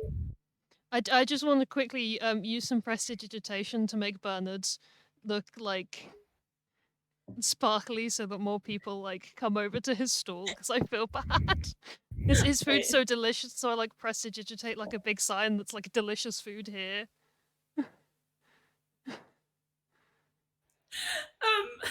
Okay, do it, and it's great, and it works really well. And as you've kind of been speaking to Bernard, it's been he's been very smiley, and when he smiles, he looks fine, and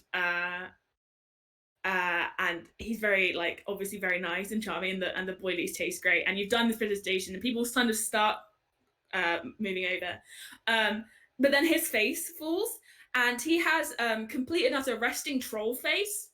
Uh-oh. Where if he already looked like a poisonous mushroom, him not smiling makes it look like if you stand within like 3 feet of him, you will probably keel over and die from some kind of poisonous fume. So despite the sparkling and the beautiful, because I got a nat 1 on scene him, and unfortunately it's just when he's not smiling, he just looks poisonous.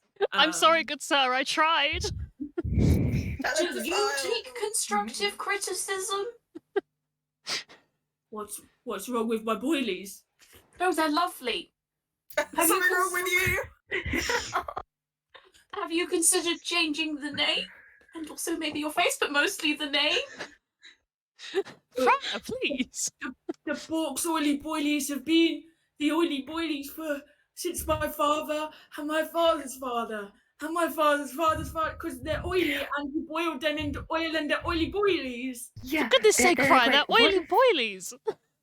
Yes. What if you increase an element of mystery to the theme by wearing a veil? As you Poor work. red cat. Oh, weird. Bernard, no! Just make it more mysterious. Have you, Bernard, have you considered obtaining a large dog? I think that'll really boost your sales. I think you're onto something. Your oily boilies are so delicious and you really deserve this. I really think you should invest in a large dog. Get a blink dog. I don't know about dogs. I'm a bit allergic, but those two called toads seem pretty nice. I've heard there's one called Steve, and I might get him later. If oily boilies do well.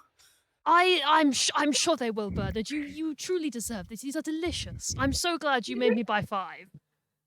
They do great back home. Wonderful. Bork is confused by this interaction. Because he's kind of been insulted. He's trying to stay We're so good at this. Hey Bernard, have you considered getting a new face? That's basically what you just said. And you can see you all kind of see Via walking up to Shoots and Snags, which is pretty close by. Mangler is wandering behind with the mossy rock held above his head. A traditional carnival shooting range, but as you get closer, pushing past the crowds, you see it's a small paddock of grass fenced off underneath the roof. Participants are stood against the fence, wildly jabbing wooden crooks into the grass. In the grass, roots roll and dance, shooting up from the ground and disappearing back underneath. Every now and then, someone manages to snag a root with their crook, to great cheers and encouragement from the ride operator, who is a wooden-looking dryad with a big smile on his face. So Timber kind of looks at you and just goes, "Oh, back again?" No, I don't believe we've met. Wonderful smile you have. You, and he kind of points at me. He's like, "You came over earlier. You played the game earlier. Oh no. You had so much fun." Wait, Duvia? Yeah. What? No. This is my first time coming to this game. Oh. Wow, I must be mistaken. Lots of people come over here to this game. Hey, did this person that looked like me do well? They didn't, but I think they had fun. They didn't talk much, but maybe they didn't look like you. I might have got confused. There's quite a few people around. The fair is quite busy, isn't it? Exactly. No, we've been over shopping and the fortune teller. We've not been over here at all. Oh, incredible! Yes, fantastic play around. Right, who wants to play? It's one gold piece to go. How much gold have I sure. got left? Who's dexterous? We could both have a go. Yeah. Oh, you get Yeah, 6. I'll play. Yeah. Sorry. Yeah. I'll play as well. You get to roll Mangler is not good. 6 times. How much gold was it? 1 gold piece for 6 goes. Cool. That's good. That's the best deal we found. I was just gonna say that's the most reasonable price we've had so far.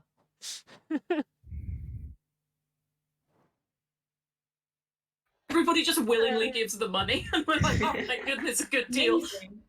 And then you can see above the Roots and Snags is a there seems to be like some sweets that look a little bit like twigs, some little goblin plushies that are adorable, and it's me. And then the big prize is the owlbear plushies. These humongous owlbear plushies. So I'm trying to think of the best way to do this, as obviously you get 6 goes.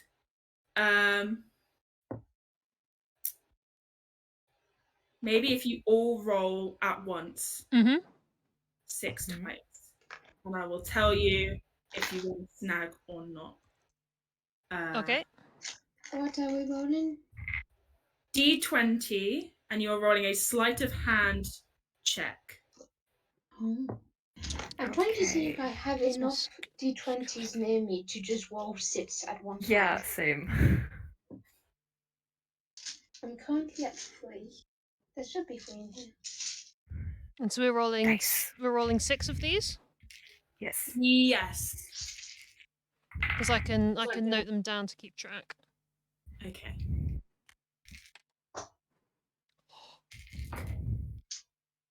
Okay. Having This is having too many dice comes in already a brilliant start with a nat 20. Nice. I just rolled them online, and it's a real array. Okay. I'm going to be mean, or not mean. I need to find a way of doing this. You're gonna, when you guys all have your numbers, I'm gonna say, I want to hear the numbers, and I'm gonna tell you how many snags you got. You need 6 for an Owlbear plushie.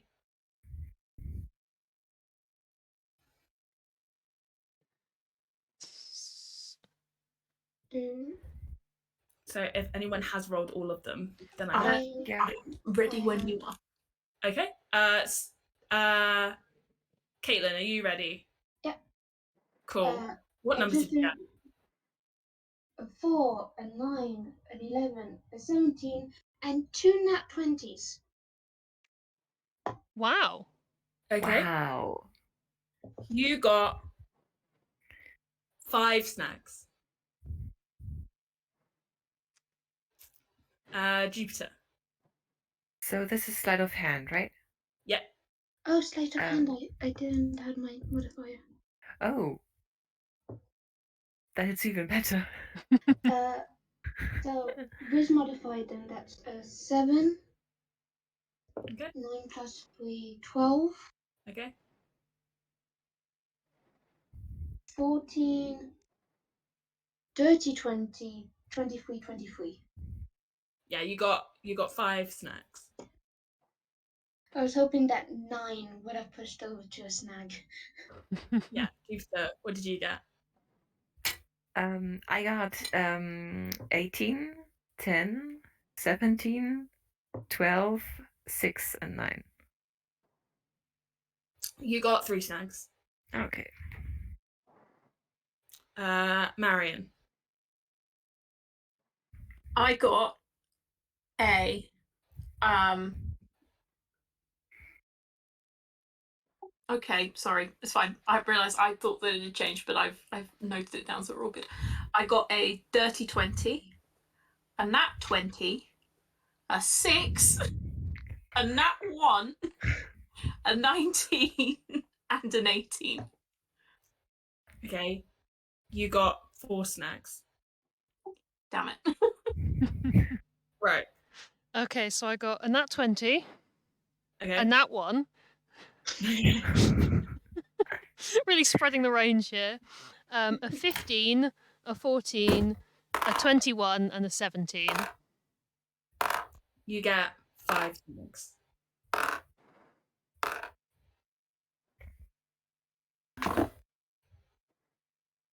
Mangler. Mangler didn't play. Oh, he knows he's not a dexterous boy. He knows this ain't the game for him. Who got 3 snags? Anybody? 3. I've got 3. Got 3? So, you can, if you've got 3, you can all play again for half price. Who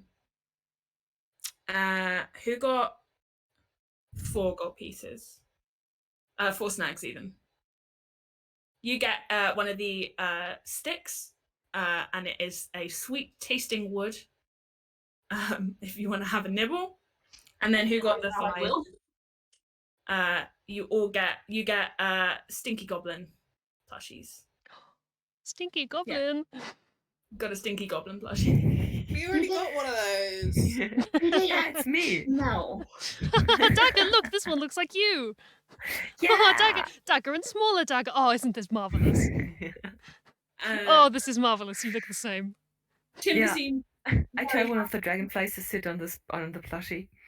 Tim must be very happy with himself. He's like, oh, I guess none of you won the owlbear. Who wants to try again? You can all play half price. Oh, go on then. I'm gonna try again. Yeah, sure. I'm gonna try again. Okay. Some more rolls. I think I might also try again because as much as I don't want to be competitive, here we are. And Mangler, you're just watching, right? Mangler will play this time. Okay. Can you roll me? Me? Mangler. Yeah. A perception or nature check from the last go when you were. Ooh. I'll do a perception check. That is a 7. Cool. It seems like a fun game. He can't see over the fence. Okay. That makes sense. Yeah, it's a cool game. Small. He's excited to have fun. He hops up on the thing, on like a box. Cool. He gets ready to do again. Give me those numbers. When So you six rolls and sleight of hand. It is sleight of hand, and you're trying to hit a DC that I'm telling. And yeah, you get. I'll tell you how many snags you get. Yeah, it's not much better. Okay. It's 14, Mhm. 17, 18, 7, 19, and 7 again. I need to write them down. You get 3. Oh.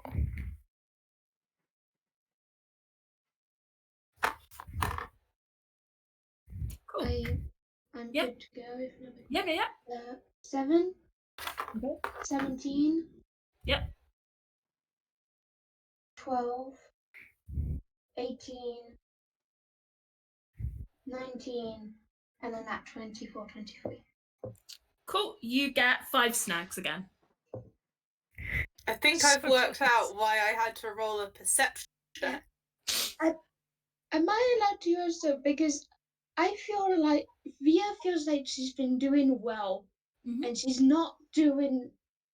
Can she like just keep an eye out? You can make a perception or nature check.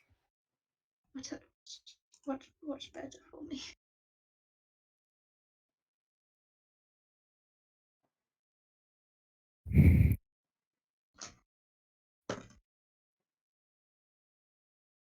That is that is 14. Can't see anything. Just that Timber is having a really good time with playing at his game. Yeah. Dagger's kind of a bit upset. but they've got 3 snacks, so can they try again? I've just finished ruling. Okay. Oh, yeah, sorry. I also finished rolling. Okay. Did you wait? So you want to try again at the game? Is that what? Yeah, Dagger's just being like, I'm just gonna do this again, and just gonna like a little bit brooding in the corner. She's Okay, cool. Well, you get half price again. Yeah. So, Marion. Okay, so I did the maths and then immediately forgot. That's an 11. Okay. A 19, followed by another 19. Okay. Followed by an 18. Yep. Followed by a dirty 20. Yep. Followed by a 10. Okay, that is 4 snags. Yeah, no, the friar's crossed now. He's going to go and sit and have a bit of a sulk. Ro? So, like before, I got a nat 20 and then a nat 1. Followed by a 21, a 15, a 12, and a 5. That is 3 snags. My skill has worsened. And Mangler? I got an 11, a 17, a 12, followed by another 12, followed by a 13, followed by a 6. You got 2 snags. It's a difficult game. Tim's just like, yeah, it's the game, innit? Good try. Good Good try. I'm going to guess that was the 5 snags, so we get another goblin plush. Yeah, if you got 5 snags, you get another ugly sticky goblin plush. I would like to give it to Dagger. Aww. Dagger has a Oh, mini thank dagger. you. And Dagger was just standing there for like, and I was like, thank you so much. It's If just people want to have one more go, I'm totally cool with that. It has hit 2, so we're going to go for a break now. If anyone wants to have one more go at this game or at doing a perception or nature check, you are more than welcome before we take our break. I think I want to do another perception check. do a perception as well. Want to do a perception? Dagger can go ahead and do one just because you've just done one. Yeah. I'll be honest, Can Frog's Dagger- perception Dagger- not great. Yeah, can Dagger roll with advantage because Mangler's just like, Yeah, I'll be nice. Yeah. I'm sorry, this is a hard show. I know. It's okay. I'm gonna see. Oh, okay. That's bad. I'm sorry. Remember your advantage. Yes, it's a 5 and a 6. Oh no! So Unfortunate. We don't see anything. We're just like, oh, we're just bad at this game. 10. Can I roll perception? Yeah. That's a 10. Yeah, Timber's just super happy. He's got a good profit as people have continued to pay for his game. People are having a lot of fun, and he has a full array of owlbear plushies that nobody's won yet. I'm gonna quickly, if it's okay, I'm gonna roll perception because I think I think the Friar's like, if I'm not doing a good job, then someone must be cheating because I'm great. 16. Don't get it, I'm afraid. Everything is just a lot of fun. People are just grumpy that they're not winning their owlbears. Yeah, because I think we're done checking. What's the DC of that check? 20. Oh, I suspected it might be when you said that's a hard one. There's It's a no really hard no point in attempting it with Hawk. He's got abysmal perception. He's not very good at looking. So we will leave this band as we all will go and take just a short break of probably get drinks, go to the toilet, etc. As everyone is having fun with their bags of willy boilies. And yes, at some point in all of this, Hawk has given one of the oily boilies to the piglets. That's the image that you'll be left on, is those tiny little piglets having a wonderful time snacking on the oily boily. And yeah, we'll come back in like 5 minutes, I think. Should we meet back at like 7? Yeah, for 5 minutes that makes it 7 past. Yep. Sounds good to me. And in the meantime, we'll have some videos from Sense, who of course is who we're here doing the stream to raise money for. Woo! So please, anyone watching, feel free. There is a donate link in the description of the stream, I believe. There should be. So please, there is. That is why we're here today. So there'll be some videos for you to see while we take our break.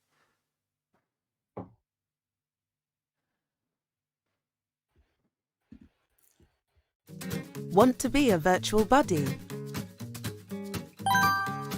You like baking? Let's go.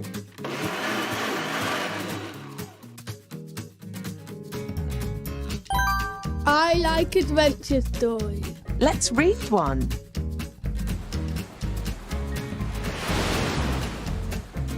If you've got a little spare time, become a Sense virtual buddy. Sign up today. It's good to make new friends. Sense. No one left out of life. sense.org.uk. Registered charity number 289868.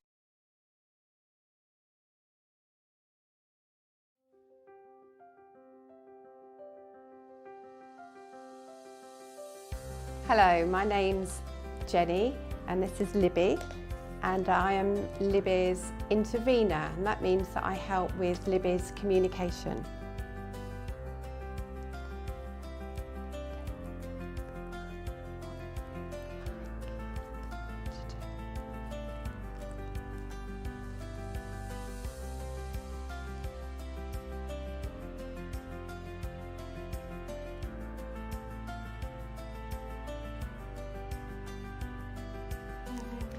Yes, Libby likes going to the shop, to the chemist, and buying bath creams and smellies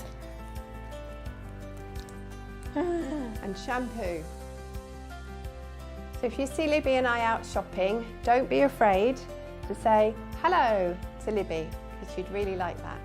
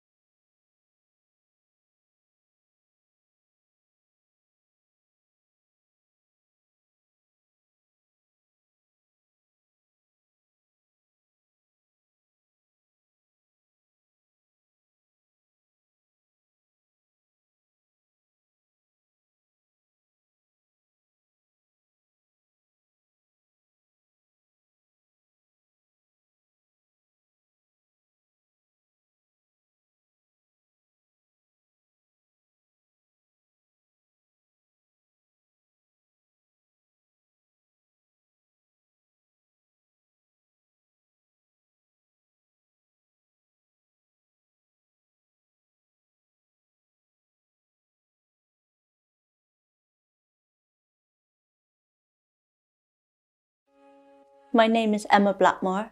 So when I was born, I was diagnosed with congenital rubella syndrome, which resulted in me having hearing loss and eyesight loss, along with various of other complex needs. So if someone really wanted to make the changes where accessibility hasn't been great, I would highly just say, come and reach out. We won't buy it. We just want to help try and make the changes so you can have more people come and enjoy it. My name is Maria.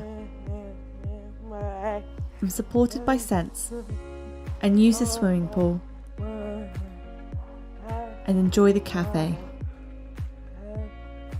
I know hearing people won't sign to me, and I need my mum and dad there to sign. But it would be nice if people addressed me and spoke to me. My name is Saihan Islam, and I know Sense through the buddying scheme. My buddy helps me and takes me out to do activities because I find it hard because of my difficulties. I've got this condition that I find it hard to move around and get around places. If the table can be a lot more spaced apart and sort of like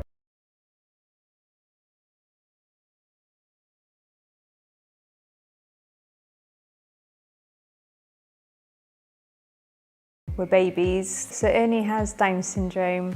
He's also classed as visually impaired and he has a learning disability and communication issues. I think as a family you just want for like the waiting staff not to be afraid to talk to Ernie himself or just get involved with him. There's nothing to be afraid about. So sometimes you think, could there be a little quiet area that wouldn't necessarily take up any extra room in the restaurant, but somewhere that you could think about acoustics. My name is Elliot Beaton. I was premature by 2 months And since then, unfortunately, I lost my hearing.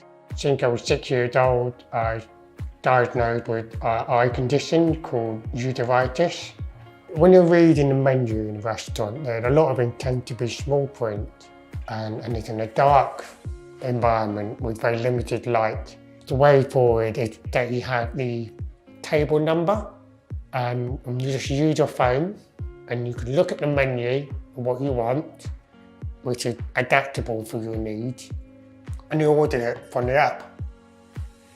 And you don't have to deal with it. Okay.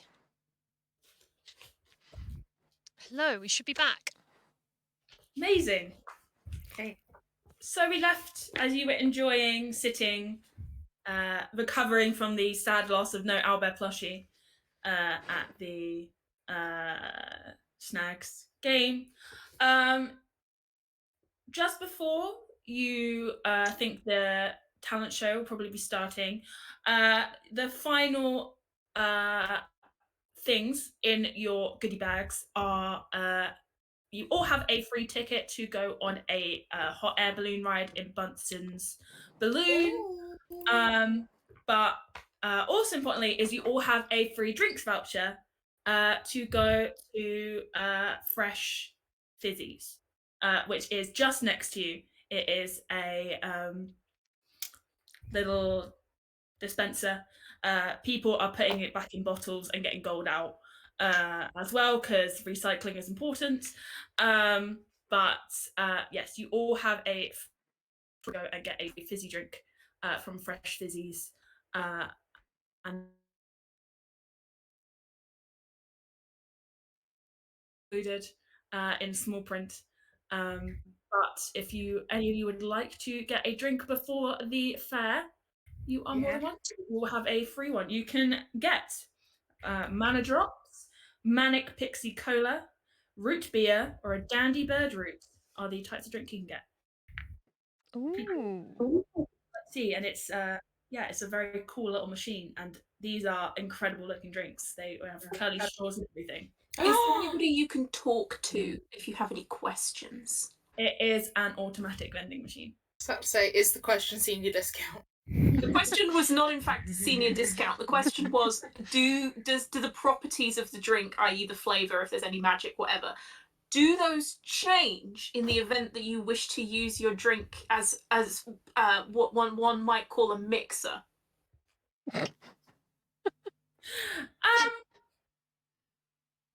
You're unsure. Due to the for science, you can try out.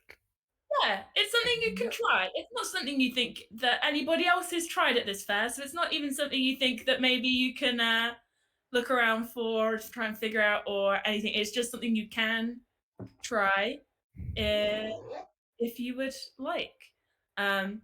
And you think that the side effects you might be able to see after you purchase your drink, like you might be able to like read the label more properly, but right now these are just like cool looking drinks that you can get. And yeah, there are 4 different flavors. So Mana Drops, Manic Pixie Cola, Root Beer, and Dandy Bird Root. What does the Mana Drops like look like on the vending machine, like the button? It looks like, do you want to work out this? A little kind of like, you know those like fruit shoot things where you can put them in? Yeah. It looks like that. Like you could like add it to a drink. We have the Manic Pixie Cola, which has a little fairy on it. Ooh. And are these drinks a gold? No, you all have a free voucher. But if you want to get more than one drink, if you want to get more than one, they are 2 gold each because of their effects. This is the root beer, and then this is the Dandy Bird Root, basically kombucha vibes. Yeah. I will spend... thinking Dandelion and Burdock. Yeah, that's where I was going. I was like, oh, that sounds like Dandelion and Burdock. I'm getting that just because I IRL love that drink. Oh, it's Dandelion and Burdock's great. I'm slowly turning into my dad. Mangler is going to use his free ticket to get some Mana Drops and then spend 2 gold to get a Manic Pixie Cola as well. Okay, cool. So he's got 2 drinks. Nice. Daiga's gonna get the root beer. Cool. Beer's getting the mad pops. Nice.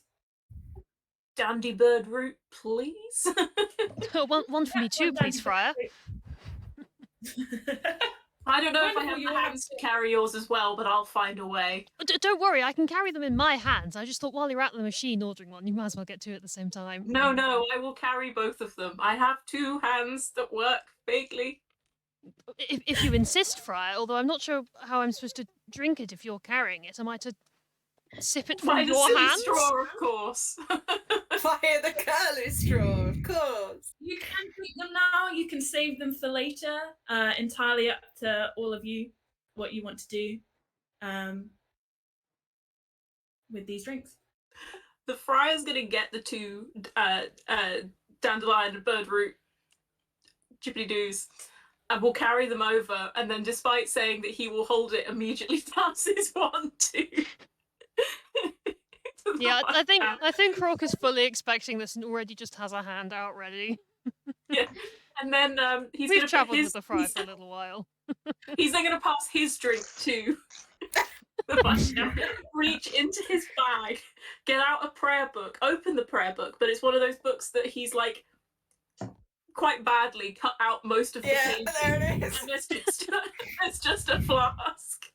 And he takes out the flask, puts a little bit into his dandy bird root, takes it back, and then chugs it. Right. Can you roll me a constitution check, please? Oh, Friar, you and your schemes.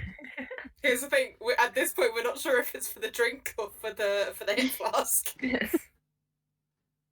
I did not roll well. Uh-oh. Oh no. That's a 6. Okay. So that's a promising sigh. The facial expression's what killed me. You drink your concoction that you have made. And when that dandy bird root kind of hits your tongue, you feel refreshed. In a different way to the oily boilies, it more feels like a weight has been lifted off your shoulders. Like magical effects or curses would no longer be on you if you had any. But in that kind of weight, can you cast any spells? No. I can spend key points to do things, but I cannot cast spells, unfortunately. Fine. That's okay. So you just kind of feel that weight lift on you when you first kind of had the dandy bird root hit you. And then you have was it wine in the hip flask? It was definitely something, and it was definitely made in a bath. Oh, right, okay. So that hits you, and it is something you've drunk before. So it tastes about as bad as it always does. Familiar, refreshing. Bit soapy. But then the two hit your stomach together. And you kind of feel like that pressure from when you've drunk too much fizzy. And you kind of feel a burp growing. And you let out a truly disgusting burp. It would be a green cloud if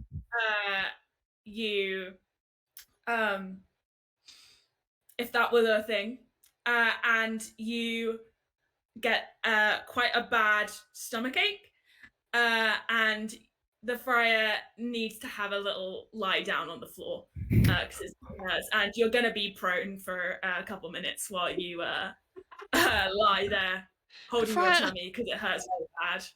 He is face down on the floor. He's just fully face down. Friar, this is why we tell you not to drink that stuff. I have so many orcish meads and such, and And this is what you wish to drink? I mean, your body, your rules, but also, is it worth it? It does smell a lot like turpentine. Yeah. It's bathtub gin. It's bad. Is what it is. Does anybody want to drink their drinks now, or are you all going to save them for a bit later? I will have a couple. Mangler will open the Manic Pixie Cola and. Yeah, you're going to have a little drink of Manic Pixie Cola? Yeah. You drink it down, and how much of it do you drink? The whole thing? I drink about a quarter of it. Okay, it feels pretty good. You're feeling. I'm a very small penguin. I can't drink too much. No, you're feeling pretty good. You're feeling the energy hit you. You're enjoying the energy of the drink has given you. I don't think it's quite hit you yet. Yeah, it's not quite hit you yet, but you're certainly feeling energized. Uh-oh. You only get the whole thing. But you're feeling energized, for sure. Starts doing a little happy feet. Are we going to have a sugar wash yes. penguin? Yes. You are. Yeah, do let me know when Mangler finishes the Yeah. Same with any of you. You're more than welcome to start sipping your drinks, but I need to know if you finish the drink. Or if you any of you want to read the label. I would like to read the labels. Was that an option this whole time? The Fro was far too focused on his mixer. He's not looking at the label. He's not got time for that, has he? It's pretty small. It's pretty small print on the side effects. Side effects may include. It's pretty tiny. I think Trock's gonna, after seeing what's happened to the fries, just gonna check the bottle in case that wasn't from the alcohol. So you see big type on it that it will remove any magical effects or curses that are currently active on you. And then there's a little bit of small print if you want to read the small print. Let's peer closer. You get the small print. You won't be able to cast any spells for 10 minutes if you drink it. Interesting. So you get the curse. Removing the curse at the cost of my own magic. Fascinating. I'll keep this one for later. Okay. Cool. Yeah, Dagger's gonna read theirs as well. The root beer. The root beer? So it restores 2d4 hit points. Oh. That is the big thing about this root beer. Handy for any adventurer. Small print. Your feet will grow roots. And you will dig into the ground, and if you want to move, you're going to have to make a check. Until you're able to pull yourself up. Okay. Also means you're hard to move. So. Yeah. The man the small print. Don't feel like you have to read the small print. It's totally up to you. Man, it's not reading the print. Fair not. I want to read the small print. That is fine. Which one did you get? Mana drops. Mana drops. You can restore an expended spell slot of first or second level, your choice. That's the big thing, is that you're going to be able to restore spell slots. You will sweat excessively for 30 minutes. That sweat will be pure spring water, but you will look like you are sweating storm. You will be wet, but it is spring water. Mangler's not having a read. No. Do we share what we read on the bottles? Up to you guys if you want to share what the things do. Yeah. Mine says it's gonna make you feel really alive again if you're sick or something. Or if you get a paper cut. That's nice. But you're also gonna grow roots. That sounds fun. Oh, literal root beer. Yeah, I've always wanted to sort of empathize more with trees. What that might be a nice chance to do that once. Yes, it Not does. now, though, maybe. Perhaps keep another moving around, afternoon right? when we're not sort of walking around the fair. Yeah, It might be yeah, tricky for you yeah. to sort of see anything else while we're here if you're stuck in the ground. I'm not sure how we'd get you on the air balloon. Yeah, true. I should do it on like a when I'm on a mountain. That sounds fun. What if I could do it upside down? You'd have to get upside down first. Or True. would you be able... Because, how would the physics work on that? We would have to experiment a lot. Yes, let's keep this for some experiments later. When you experiment, we'll have the fire underneath you in case you fall. As you discuss logistics of how you can hang upside down using this root beer, you hear across the park this large, loud voice. The talent show is about to begin. A hefty prize you might just win. The audience votes on who's the best. Come join in the fun contest. And you see people start to make their way to the talent show stage. If all of you would like to The begin talent your show. traverse over to the stage. To the talent show, friends. Do I have to stand up? You can see there are some seats a bit closer to the stage that you could probably drag yourself to. I'll pick the fire up and carry him over to a seat. No, I think it's funnier if Mangler does it.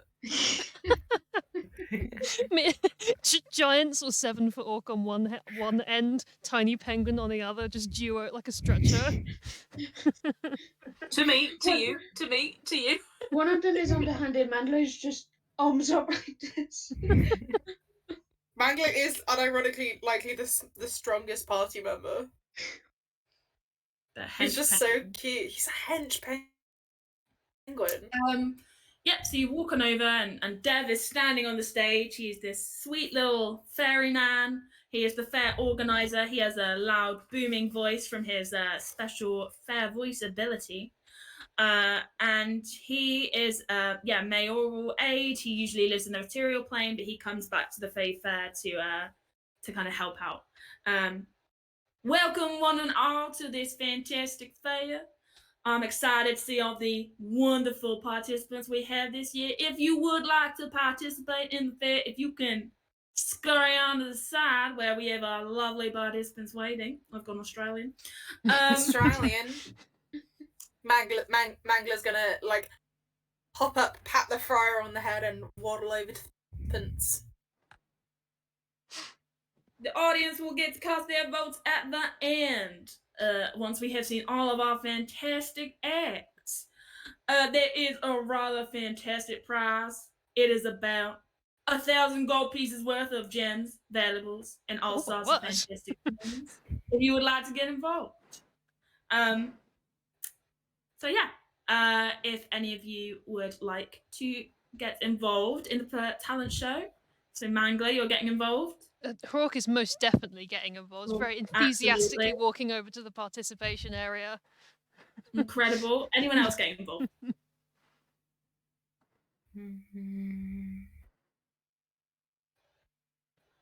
Yeah, I think Dagger's gonna get involved. Yeah. Cool. Well, formally I was considering it, and then I made a terrible, terrible decision. It's a fragile incapacitated. I feel like by the time we get around to the Friar's Go, he could be back up again. Yeah, it's been a couple of minutes. Like you're back up if you want to have a go. Okay, yeah, he raises a hand. Wonderful. Yeah, you can come over to the side of the stage. I'm just checking the roll I need you to make. He is just alone in the audience and is just going to scream so loud for all of you. We appreciate your support for us. Awesome. So, yes. Does Mangler want to go first? What is Mangler's talent? So Mangler is going to bring out. He's just got a load of stuff. He's got like. First of all, he's gonna chug the rest of the cola. Okay.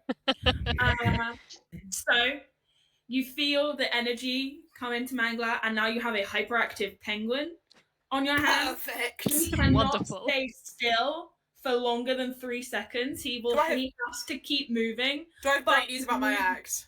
Your movement speed is doubled. Do I have great news about my act? And this It's gonna- lasts 30 minutes. 30 minutes? 30 minutes for the hyperactive penguin. Awesome. Yes.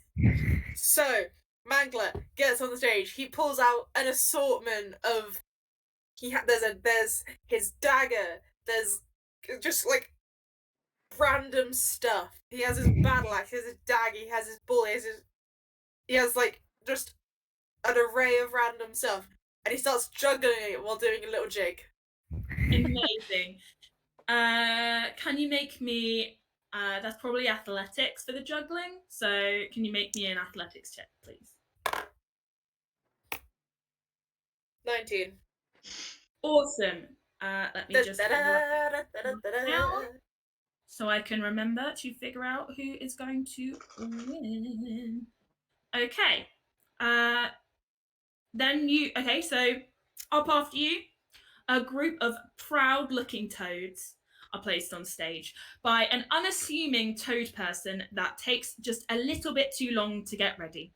When the show starts, the toads sing a boisterous song of war and fire, very intense in its words and melody, and a few children sing along, but most are quite bored of the tuneful toads, as they were there to purchase in the fair a little while ago. So that is the first of your competitors. They do okay. It's an alright performance. It's pretty exciting for you all. But yeah, that's the first of your competitors. Who wants to go up next? I want it noted that due to the hyperactivity for the rest of it, Mangler is just running laps around the crowd. Amazing. At like 60 feet a second. I love it. No, is it? Yeah, 60 feet. He's like, hang on.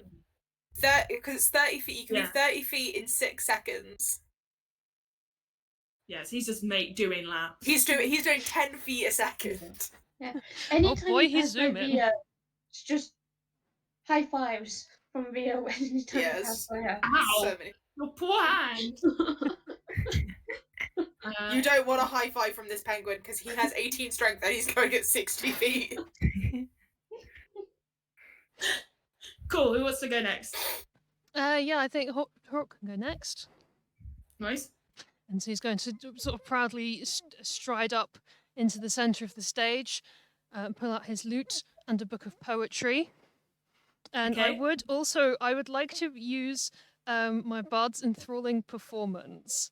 And so I'm going to try and charm 3 humanoids in the audience. Okay.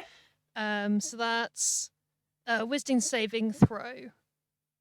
The DC 13 wisdom saving throw from 3 people in the audience who I'm going to try and charm so that they will idolize and speak well of me and hopefully vote me to win.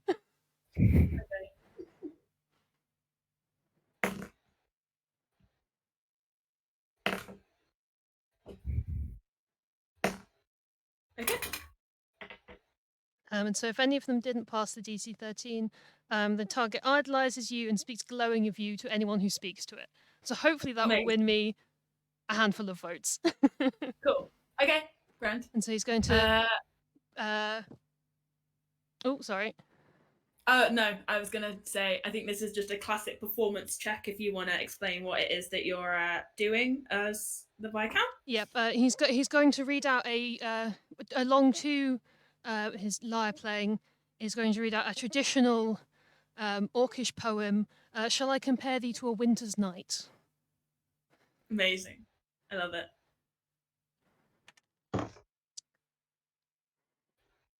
Oh no. Oh no! So I have a +7 to performance. Okay. I did, however, roll a natural 1. No! No! This is the worst. So that's a natural one right there. So That's so unfortunate. while normally your Orcish pronunciation would be amazing, like basically fluent pronunciation of these Orcish words. There's a cat. Sorry. It's escaped the moon laser. Cat. That's a callback joke to the previous game for anyone who was there for that. It's the cat from the moon laser. Continue. You completely butcher it, and it's your people understand what you're saying, but it just kind of ruins the mood because it's one of those things where it's like it's just so bad that you're not saying these words right. Yeah, he's been away from the mountain tribes for like a little while on this adventure. He's not quite got the rhymes right. He's trying to hold the book. He's trying to hold the poetry book and play the lute at the same time, and it's like the pages are getting caught. Yeah. And obviously, the more he fumbles, the more he's just starting to like completely panic. Yeah, if this you lock eyes with the satyr from earlier, and Oh, if no. she could take back a wink, she would. It's a wink, but it's so obviously a reverse. I'm wounded in my soul. I've disappointed a fellow musician. I realise now it would have been very funny if during my performance I decided to rage, because then I would have had a wild magic surge, but oh well.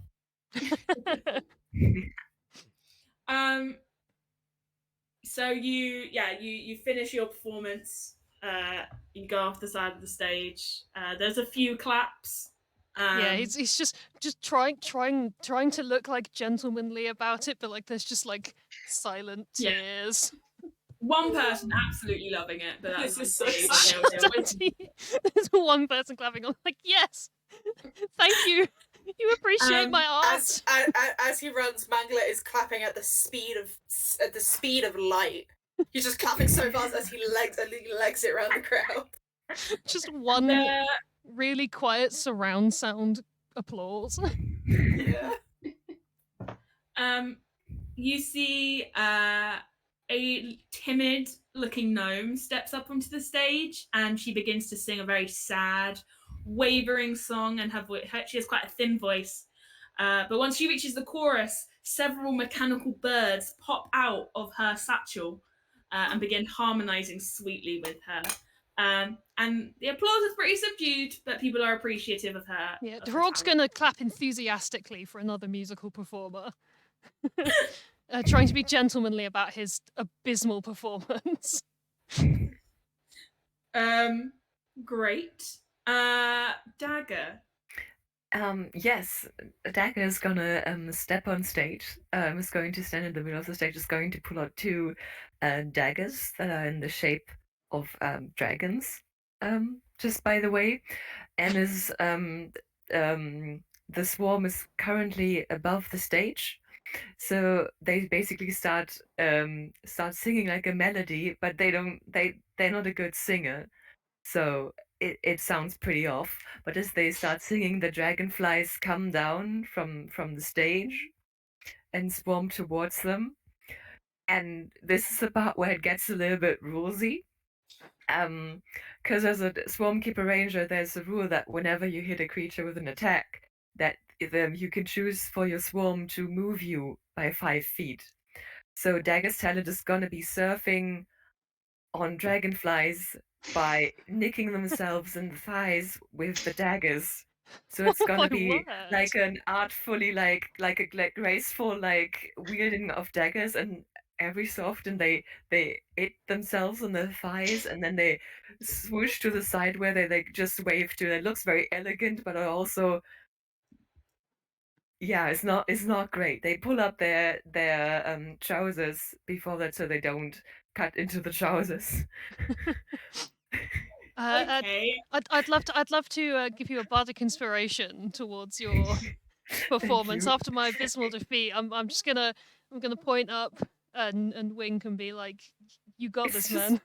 It's just really grotesque. They're just like basically dancing around, moving into different directions without actually moving because they're being moved by all the dragonflies that just pick them up by the clothing. But it's just you see like some trickle of blood come from their thighs after like the third or fourth round of this. So I'm gonna roll a bunch of damage, I guess. I don't even know what. I'm torn between performance as you are performing and like nature, but just because of the nature of the performance.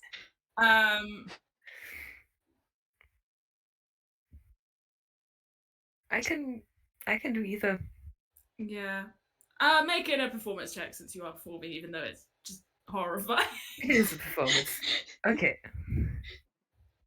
So yeah, and you and what can- is what does the bad inspiration do? So you get to add. I'm trying to think where it says what dice you get. You get to add one D8 dice. or D10? I think it's D6. D6. So you add Okay. one D6 to whatever your result is. Oh, that's 15 plus the modifier 17. Cool. That's decent. It's better than I did.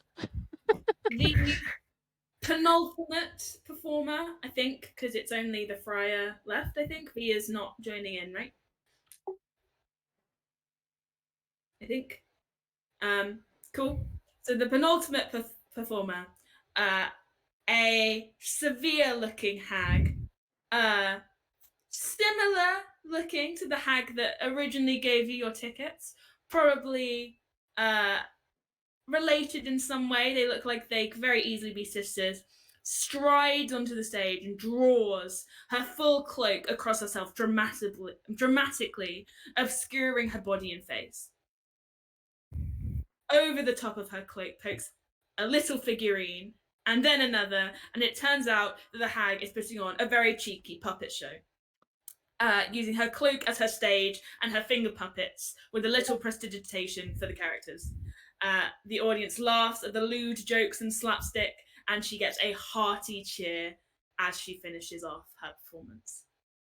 And we are left with the friar.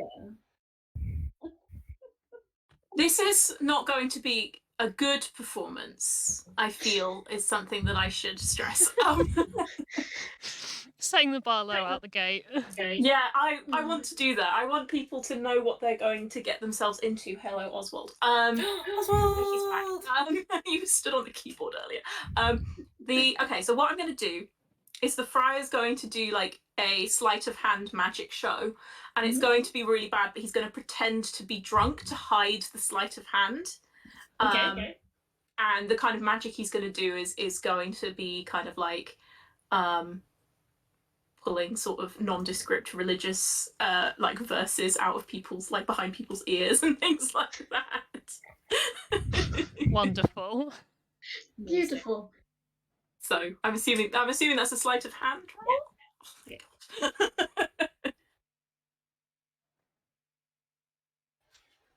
I started off so well with the rolls. That's an 8. Amazing. You've used up all the good juice doing the snag and shoot. It's about as good as the toads and the girl with her kind of little magpies. You get some applause for whatever that was. And Dev invites everyone with a round of applause for all of the participants as he comes back onto the stage holding a strange contraption and explains, now I'm gonna come round now and y'all gonna whisper in my little echo jar who you want to win the talent show. We of course had our fabulous tuneful toads, Megan Magpie, Hagatha, Theater of Yucks, the Viscount, Dagger, Mangler, the Friar. So feel free to give me your little, tell me who you want to win inside of my echo jar. And he's going to come round, and I would like each of you to give me a name. It is a secret. You don't hear each other, whoever's names You will not hear it, but you each give a vote into the echo jar of who you want to win, including the performers. So, Caitlin, what does Via, whose name does Via whisper into the echo jar? Mangler. Amazing. What about Dagger? Who does Dagger whisper? Dagger is also gonna go for Mangler. Amazing. Marion, who does the Friar vote for? The Friar's going to vote for Viscount Rock out of maybe pity.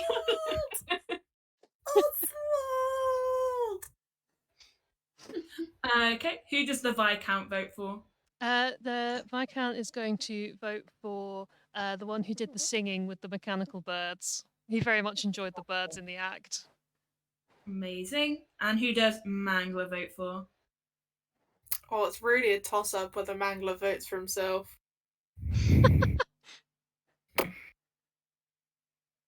Mangler seems the type.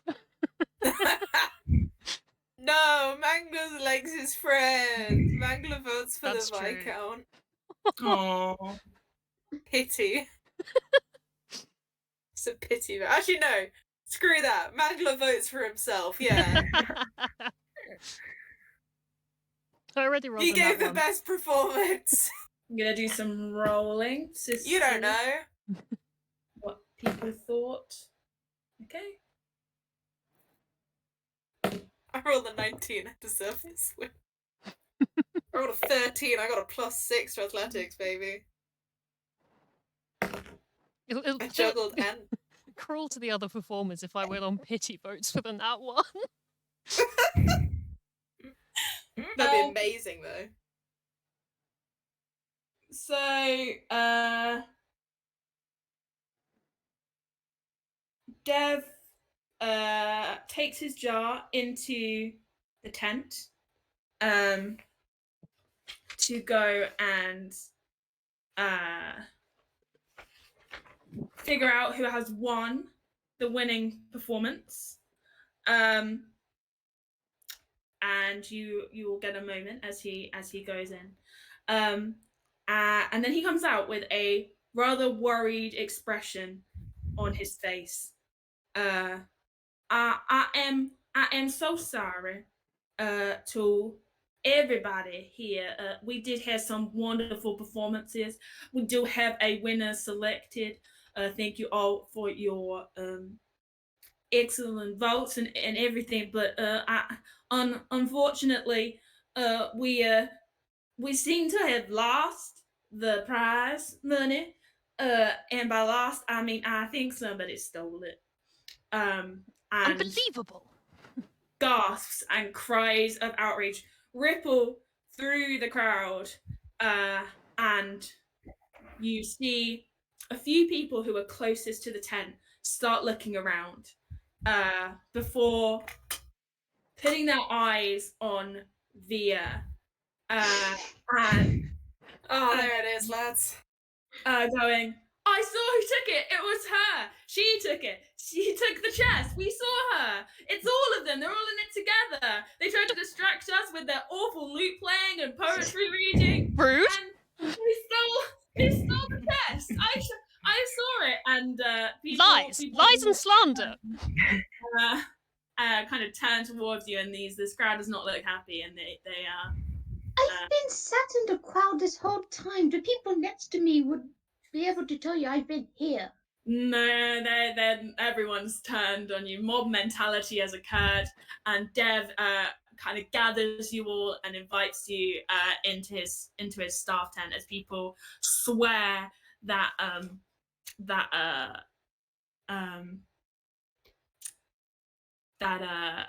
it was you, and that it's a party crowd, and that they've seen you all day being pretty suspicious, sneaking around. You and the Friar both been looking into places that you really shouldn't have, and that you shouldn't have been. You've been getting told off by people.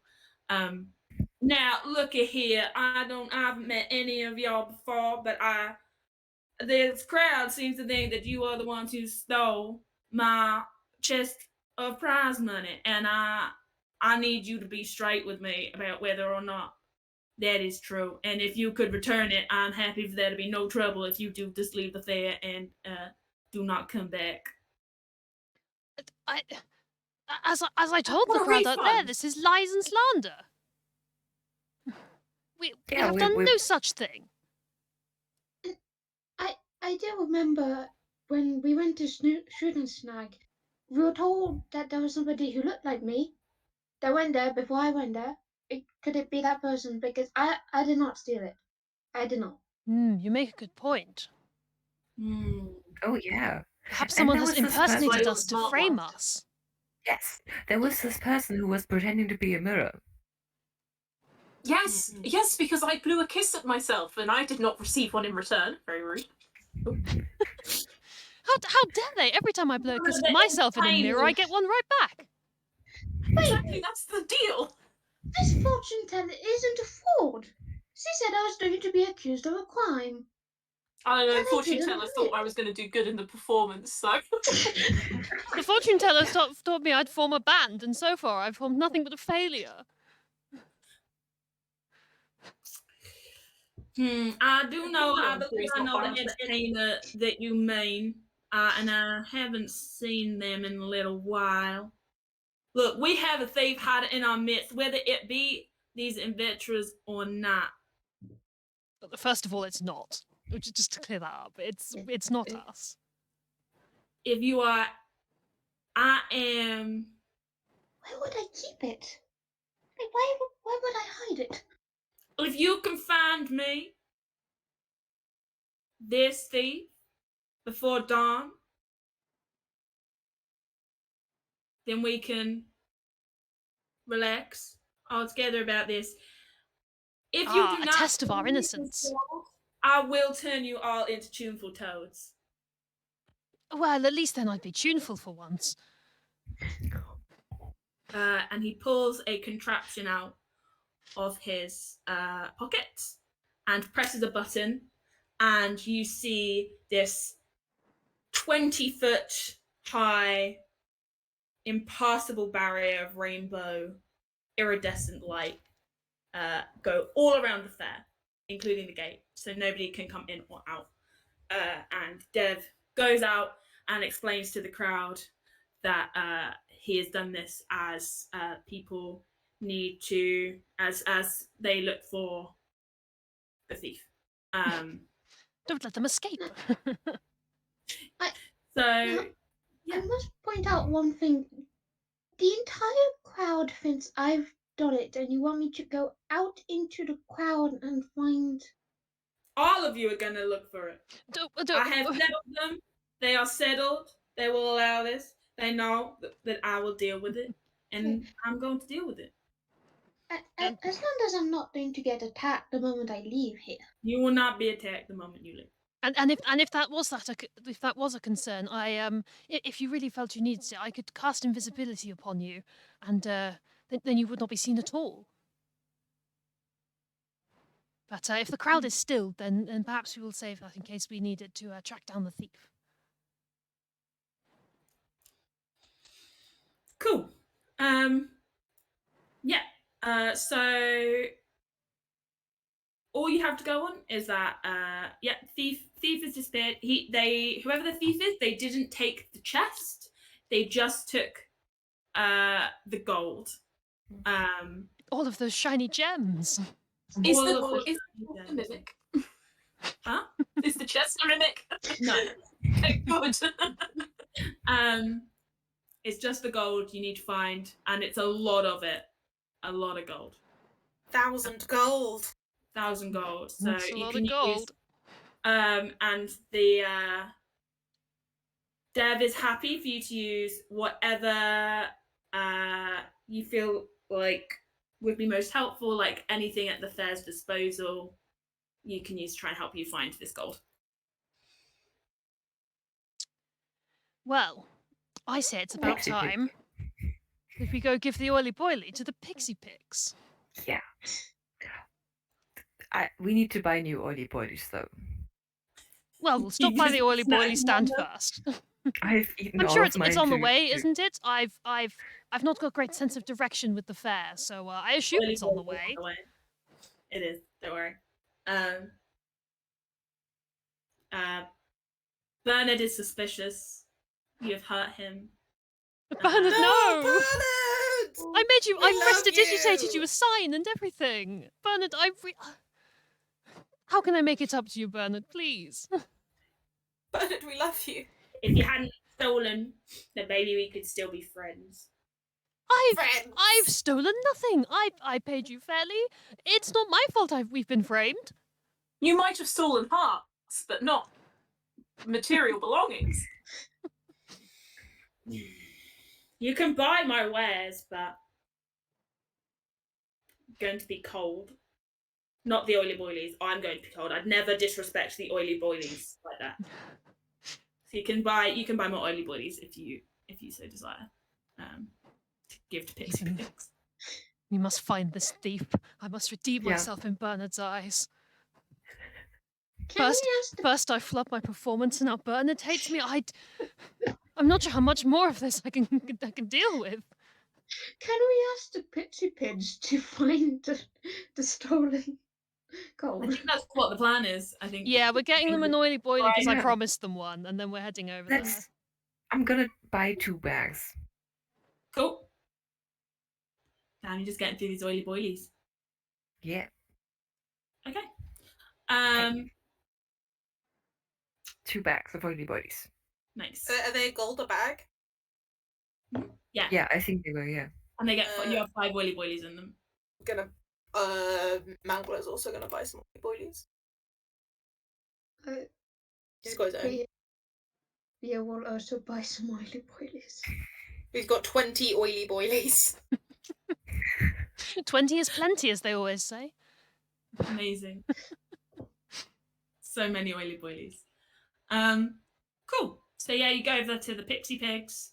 Dev has already had a chat with the leader, like the person who runs Beast of the Fairworld. He's happy to. He knows you can't really steal the pigs because there's a barrier up. So where are you going to go with them?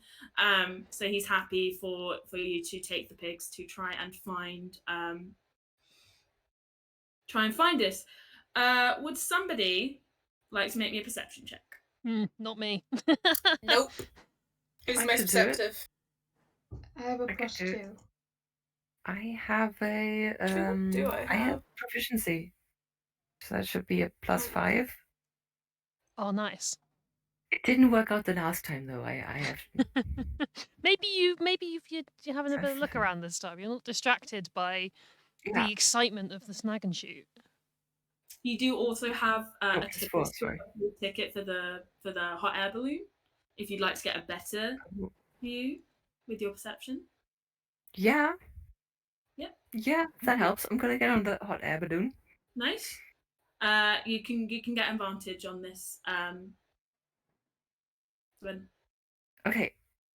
I'm just gonna go to the balloons. And, okay, you're gonna set up the pigs. I'm gonna watch from up there. I need to be in the balloon with you to do it. And you see this very regal dandy of a hair who is Bunsen, who is the one who is going to be doing the hot air balloon for you. Okay. Sure. Yeah, that makes sense. What are we doing? We can't go up that far because of the barrier. I think I just want to look at the fair. Okay. A bit. I don't know what's going on. I was eating a carrot. Yeah, here's the voucher. And it doesn't take long to rise into the air in the balloon, and yeah, you can get an advantage roll on checking out the fair. Nice. Okay. Okay, with advantage, that should be that should be 21. Awesome. So you're scanning over the fair. You can see your friends with the pigs. You can see the nervous crowd. There's a few entertainers people are still milling around, like the shop people are kind of guarding their wares quite closely. You see Beth Windwalker, who was the person who sold you the amulets, is checking over her stock, making sure she still has everything. You see Bra, very confused by what's going on. You see Timber, who is running the Shoots and Snags. The fairy swindler is decided this is the opportune moment to swindle more people out of tips. You see Beth again in the middle of the crowd, except Beth is still standing over by her wares. But there is also Beth in the middle of the crowd. Okay.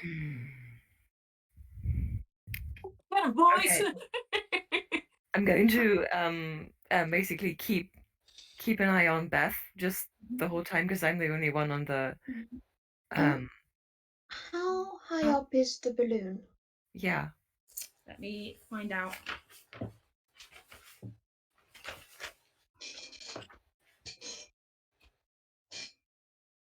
"200 feet straight up." Okay, Out of range that's of message.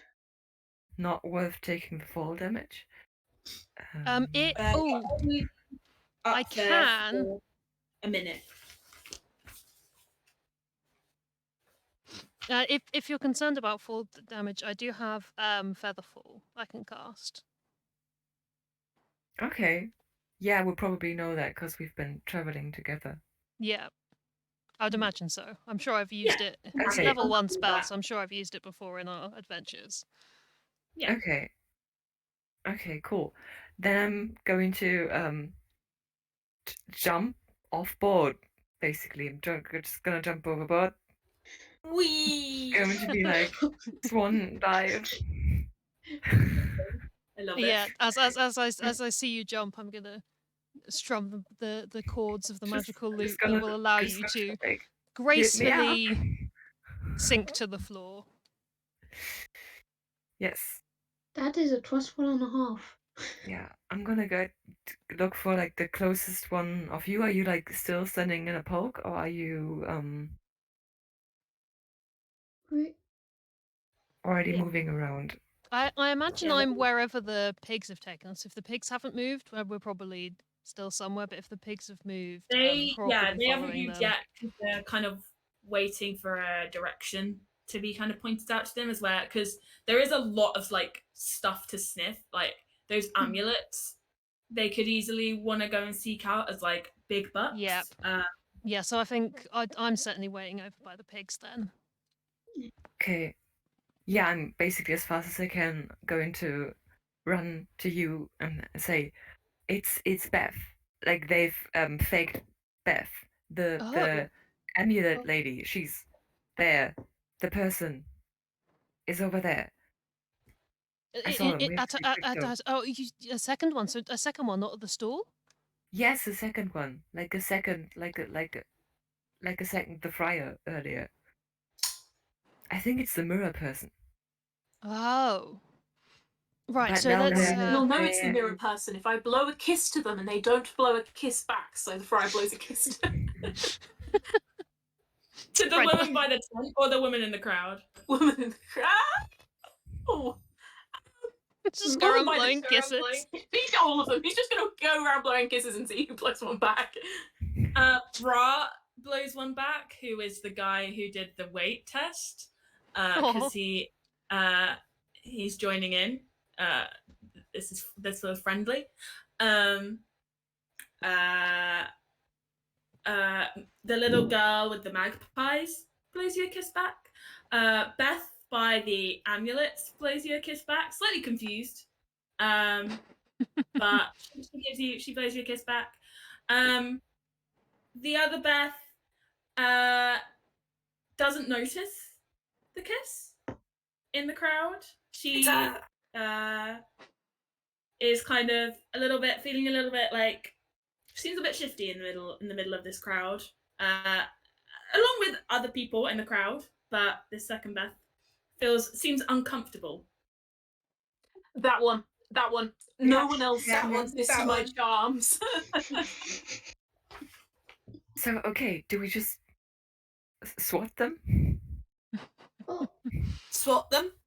maybe we go the more charismatic route. It's like, hi, Beth. How have you been? Have you seen anybody suspicious? Like, don't let them know that we know that they're not Bev. I'm gonna get out my rope. Mm. We can do that. I'm just holding the rope behind my back. So, are we approaching this fake Beth? Yeah, I would think we are. I would like sneak around to the other side. Go say Basically, hi so to we're the not. fake bear. Are you quite obviously walking over? I'm trying to basically stealth, so that it's like a bit dispersed, and also so that we can corner them. I'm trying to be more stealthy because they know my face at the very least.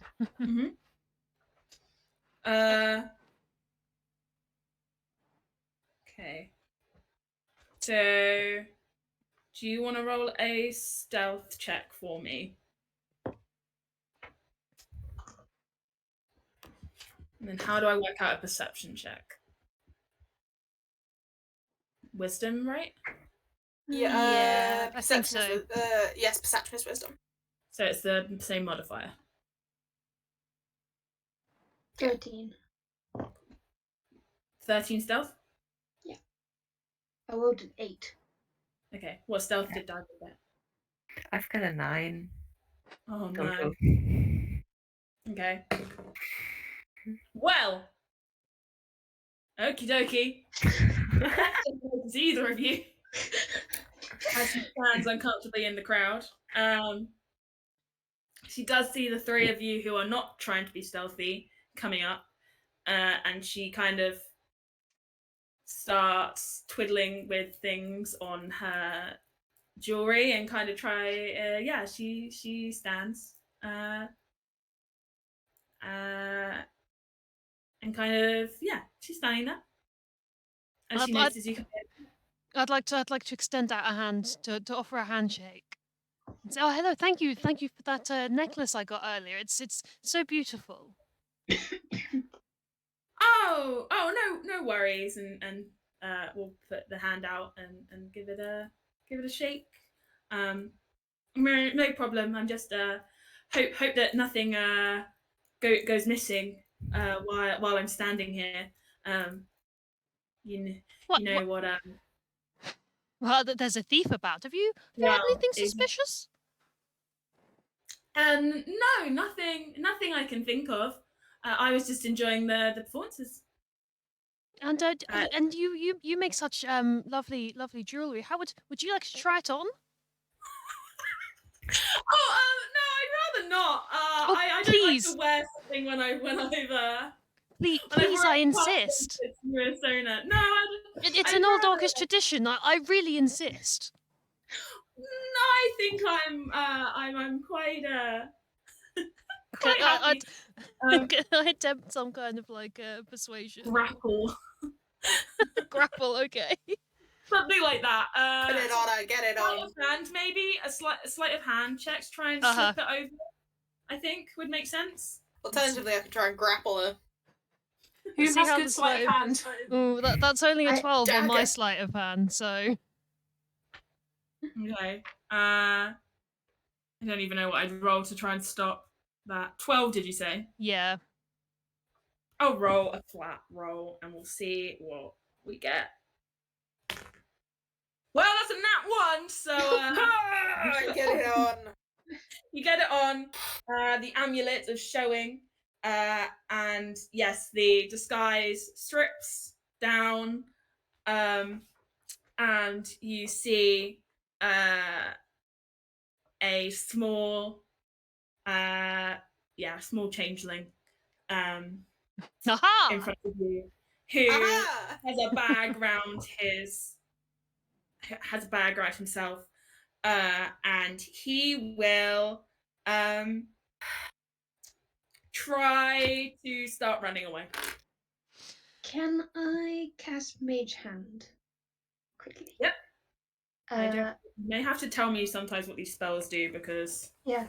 I don't know. I can retrieve, so I can try to perform a task without being noticed by a creature if I succeed on a dexterity contested by the creature's wisdom perception check. And I can retrieve an object in a container worn or carried by another creature. I'm trying to Mage Hand grab the bag. Good shout. Okay. The Mage Hand is invisible because... Yeah.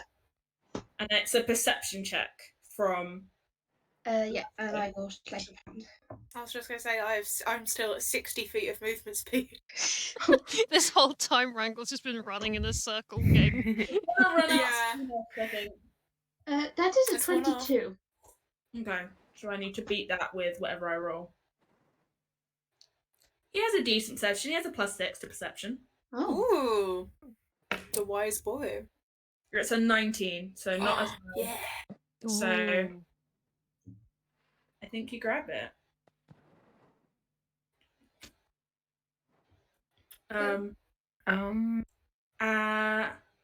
As you grab it, he is going to shift, and I need everybody to roll initiative. Yes! I'm so ready. I don't know how surprises work, and obviously you're still hidden, Dagger. Yeah. So I don't know. It basically means Dagger gets advantage on the first. Oh, that's cool. I believe. Did I bite stealth to do that? Yes, you are also stealthed. I think. Well, no, I think he'll notice. Let me see if, because he didn't get in time to sit the bag, but I think he will notice that the bag is gone pretty quick. Yeah. So he sees you now with his bag. Yeah. And he has shifted. Oh, I need to roll thingy. Doi. Cool. That is right. Let me write down. Oh, if you're initiative. Hang on. If you're oh my god, I hate surprise rules. I hate D&D surprise rules. They make no sense.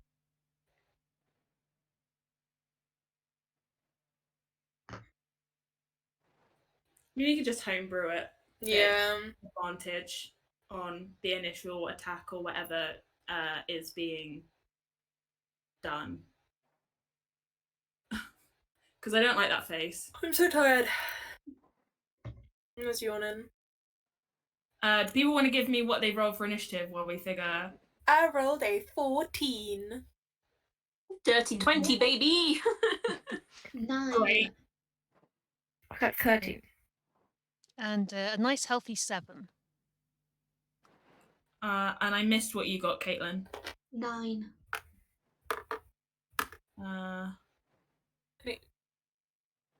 Okay, and then cool. Okie dokie.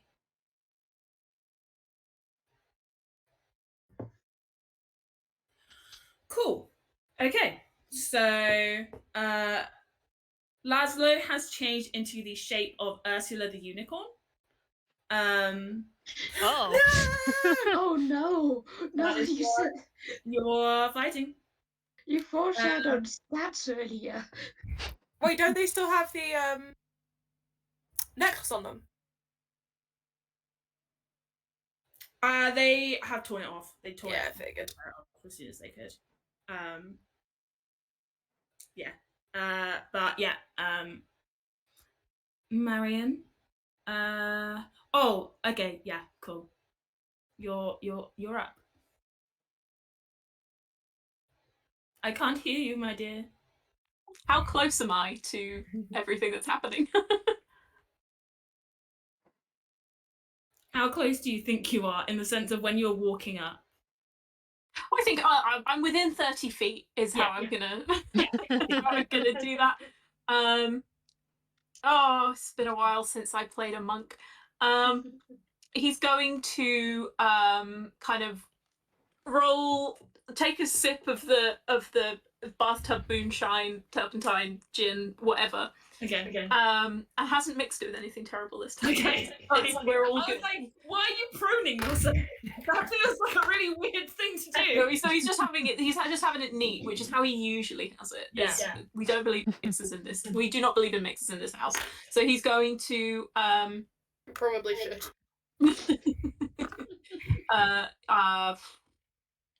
I'm going to use my my monk weapon, which in this instance is a short sword. As much as I think the walking stick would be funny, he just reaches into his robes and brings out a sword. He's had that the whole time? Yes, and is going to make an attack action. So, Yeah. Is this a magical weapon? will you allow it to be a magical weapon? You can roll a d20, and if it's above a 10. Okay, yeah, sure. That's an 11. Right. So it is a magic weapon. Okay. That's how we're going to figure out if your weapons are magic. Magic. Right, let's make this attack, shall we? Yeah. That was cocked, let's try again. That's 21 to hit. That hits.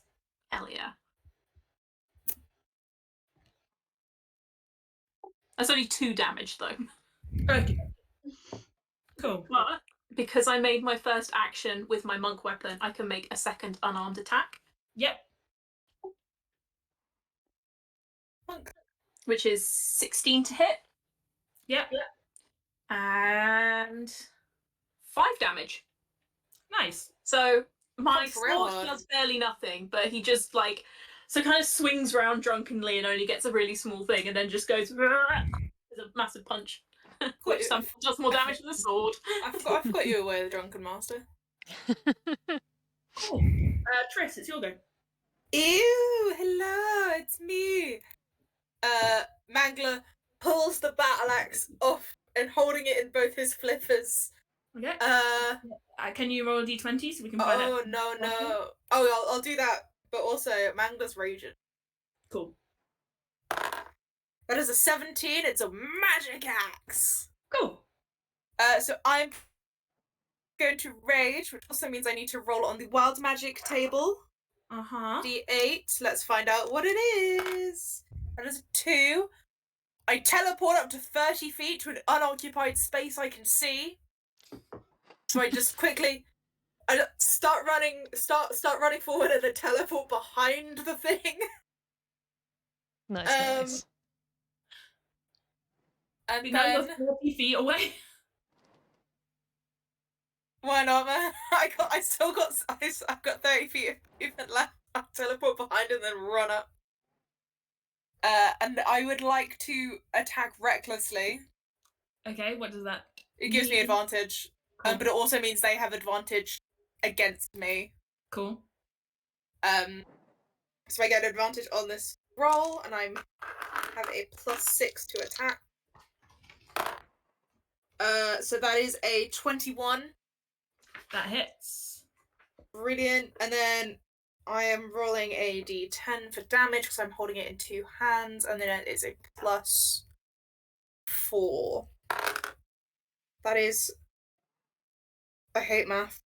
So, no. 6 damage. 2 + 4. Nice. 6 damage.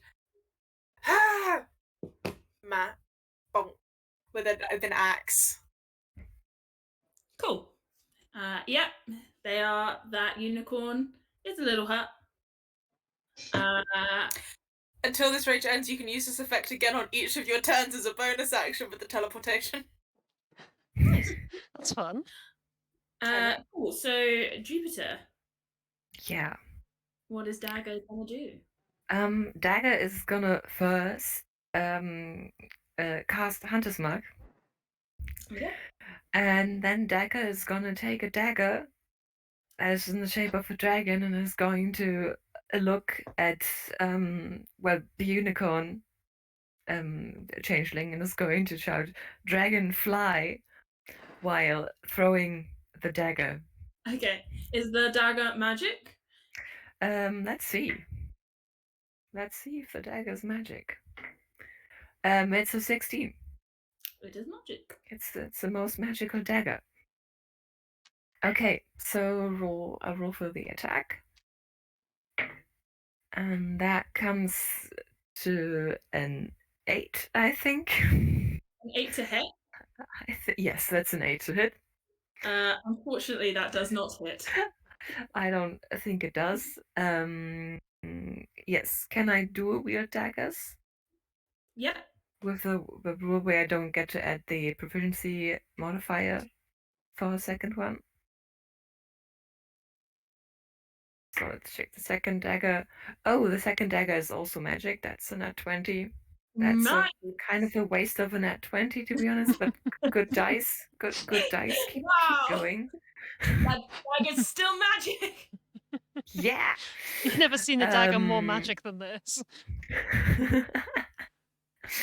Okay. Special effect is just really magic. Yeah. Let's see with this one, and that's a 13. That hits. That hits. Okay, good. Then I will try to see it and get the modifier, but I get Hunter's Mark, right? That still sticks. I think so. Okay. Then it's just 4. Okay. That's still something. Every little helps. Cool. It's Laszlo's go. The unicorn will turn around to Mangler. And let's find out. Let's.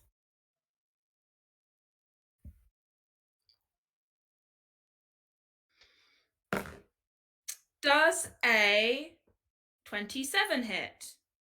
You know what? Yes. I think it might. What?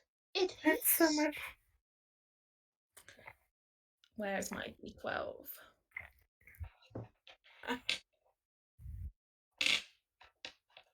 I got that extra 10 hit points from the real Ursula.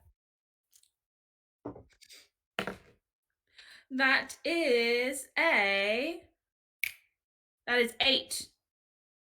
bludgeoning damage. Oh, hang on. I think am I resist? I have resistance to bludgeoning damage because I'm raging. Cool. So I only take 5. Nice. Yes, it's half round. And then it was 8, so it's 4. I'm a fool. Can't math. Cool. And then I get to take another attack because I haven't I'm not changing appearances. To get so me again. Do the same again. Yeah. But a slightly different attack, I think. Does a 17 hit? Yes. Which attack will I do? That one, which is a d6. 9 piercing. Resistant to that as well, so that's 5. Cool, that actually hasn't hurt me all too much. Good. And then finally, it is... Stop having more attacks. I didn't write Ro on my list. That's annoying. Ro, what did you get in initiative? 7, I think. I think it's Caitlin, then you. Yeah. I think. Yeah, Caitlin got 9. Yeah. Caitlin, it is your go. Okay. One thing I need to check with you before, I didn't mention magic hand can only carry objects up to 10 pounds. I don't know how bag of holding works, but I think it... You can carry the bag. Carry the bag, I'm pretty sure. Okay. Just wanted to check because I didn't mention that. And no worries. Am I within 30 feet of the... Yeah, I think so. Okay. I will walk up and take out my rapier to attack. Nice. Oh, roll your d20 to find out if it's a magic rapier. That's 9. So close! So close to a magic rapier. Mm. Magical elsewhere. It's fine.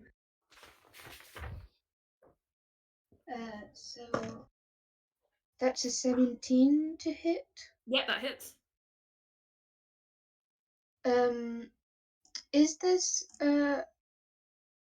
does it have another enemy within 5 feet of it? So is Mandler within 5 feet? Okay, cool. I get sneaky.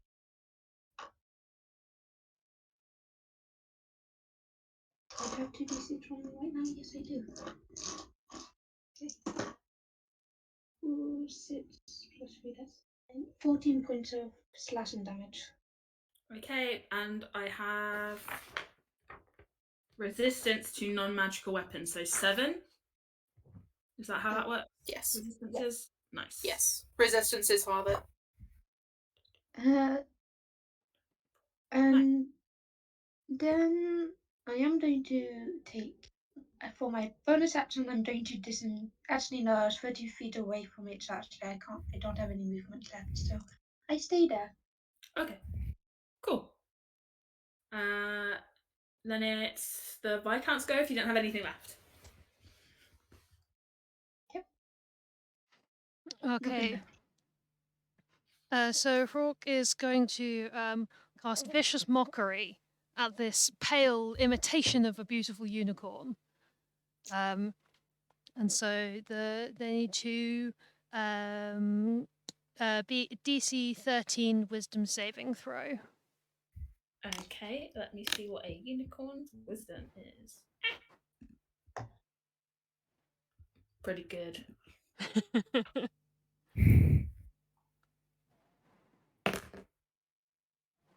Uh-oh. Got an 8. Rolled a 5, so I get an 8.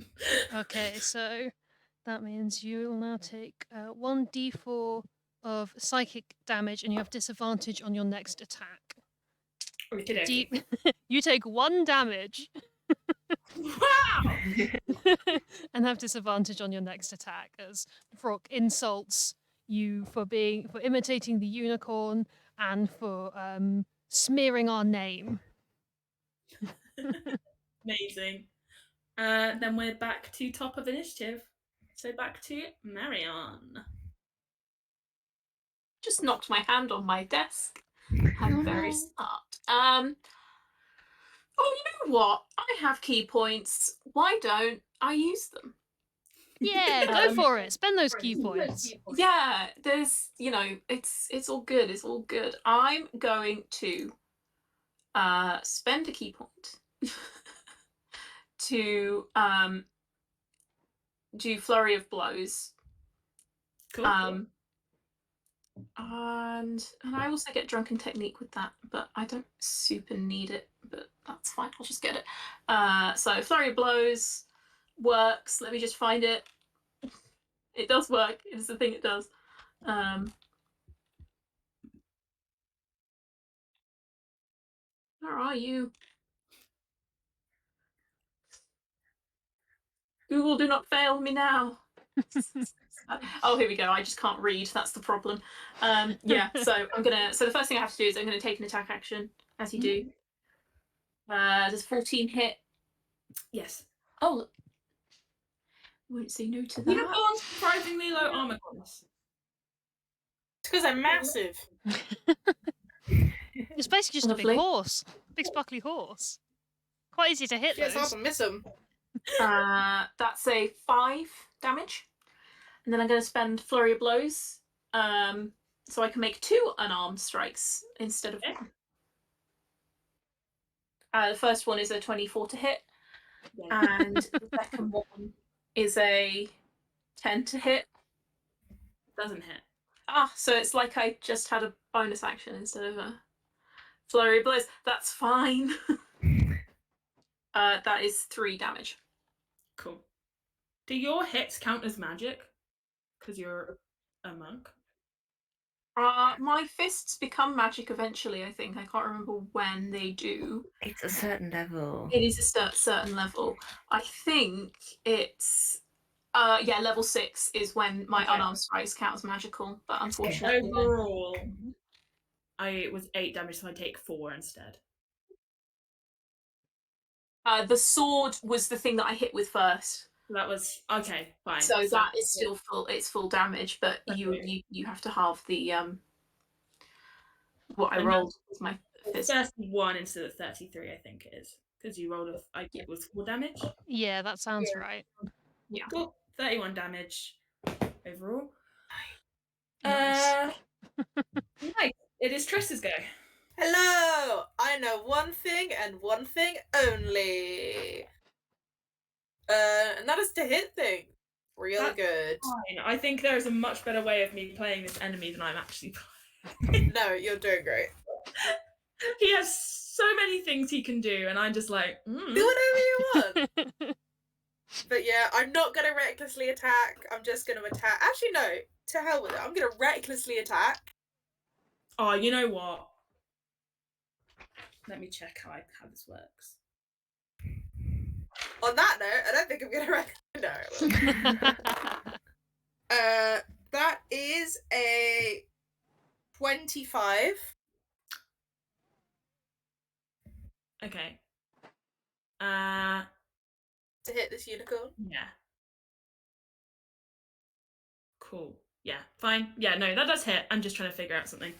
Yeah. And that is 8 slashing damage. With the magical battle axe. With the magical battle axe of the gods. Lovely. Then on my bonus action, gonna teleport 30 feet back. Okay. So I got that until my rage ends. Cool. Love wild magic surge. Yes. So the dagger's basically going to go for the daggers again.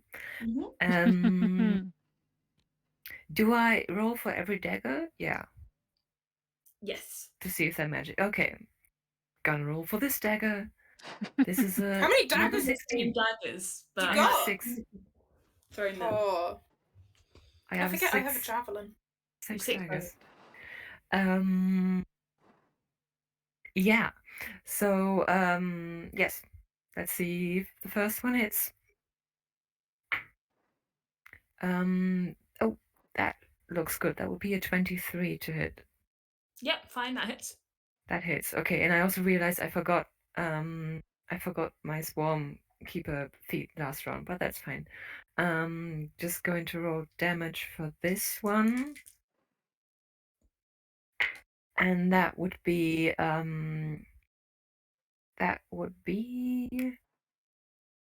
wait, that's +2 from the swarm from the throwing weapons thing. I cannot do math, I'm sorry. That would be 7 piercing damage. Okay, yeah. And then I just remembered that I have the Swarm Keeper feat, which means that I think I would this is probably very strong, the unicorn, right? Probably very strong. I'm going to try it. I'm going to say the unicorn has to make a strength saving throw. No, sorry, I'm not going to do it. I'm just going to give it some extra damage, if that's okay. Yeah. Okay. So that's another 2 piercing damage from lots of just dragonflies swarming it and attacking it and tickling its ears. Nice. Okay. That's Laszlo's go. So you moved away, didn't you, Mangler? I'm 30 feet away from. Okay. Fine. Then I will go for the Friar. And I am going to do that attack. So, does a 15 hit? Yes. No, the Friar. Oh, the Friar. Far away. Or I could move, but I'm not going to. I'm going to go for the Friar. Did you say 15 or 16? 15. Yeah. Oh, sorry. Oh, it's okay. My armor class is 14, so it's pretty okay. Where is my d6? That is a 6 damage. And I can take another attack. I'm so glad the unicorn gave me temporary hit points. I will attack you again. The real unicorn, not this blasted pretender. Maths, so that's a 15 to hit again. That still hits. Nothing has changed, alas. And that is 3 damage. And then it is Caitlin's go. I am going to bonus action disengage, take a couple steps back, and I'm going to attempt to hit it with Witch Bolt. Cool. So, make a ranged spell attack against a creature. Does a 10 hit? Unfortunately not. Yeah, that's what I thought. That is my turn. Ro, your go. Okay, so Rourke is now going to, after having brutally insulted this unicorn, is going to run up and attempt to run it through with the rapier. Okay. So let's find out if it's magic, first of all. Mm-hmm. That's a 5. It's just, it's just a standard rapier. Now, I'll find where my stat is for that. Okay, do a roll to attack with the rapier. Despite my +6 to this, I did only roll a 3, so that is only a 9. It's really not Rourke's day. Oh no! I'm so sorry. A 9 does not hit the unicorn. It runs through and sort of gets between its legs into the air. Blast! This unicorn's so evasive. This unicorn is looking a bit battered. It is still standing just, but you think it's not going to be it, like you're doing as a group is getting there. So Marion, we're back to you. Well, in a shock twist of events, I'm gonna hit it. Surely not. What? I'm gonna take my first to calm down. Oh, that. Marion, your charisma's your dump stat. Oh, it is my dump stat. Well, it is my dump stat, but sometimes I think that characters can try things they know they're bad at because they know it's a good idea, but nobody ever seems to be receptive to them.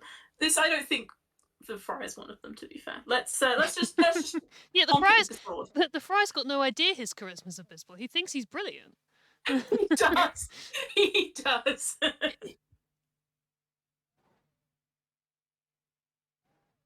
Does a 16 hit? It does. Yay. Let's use my magical sword, shall we? Yeah. I just dropped my dice, hang on. No. Oh dear. The number I really want one of you to hit so that I can do a thing. A magical weapon gives you a +1 to damage, right? I don't know. I'm just figuring it out so I don't get resistance to it. It's magical. I think it's about whether The it hits on my unicorn is resistant to damage it deals. That is a 6 with the sword, and now I'm going to use my cool monk ability, and I'm gonna punch it. Cool. And that is a 14 to hit. That hits. And now I'm gonna hit it with my non-magical fist. The friar thinks it's magical, which is a 3. Okay. Yep. Ouch. And that is my turny-whirny. Cool. Tris, we're back to you. Hello, it's me. Guess what I'm gonna do? Jump forward. Yeah, I assume. Teleport 30 feet forward as a bonus action and recklessly attack. That is 21.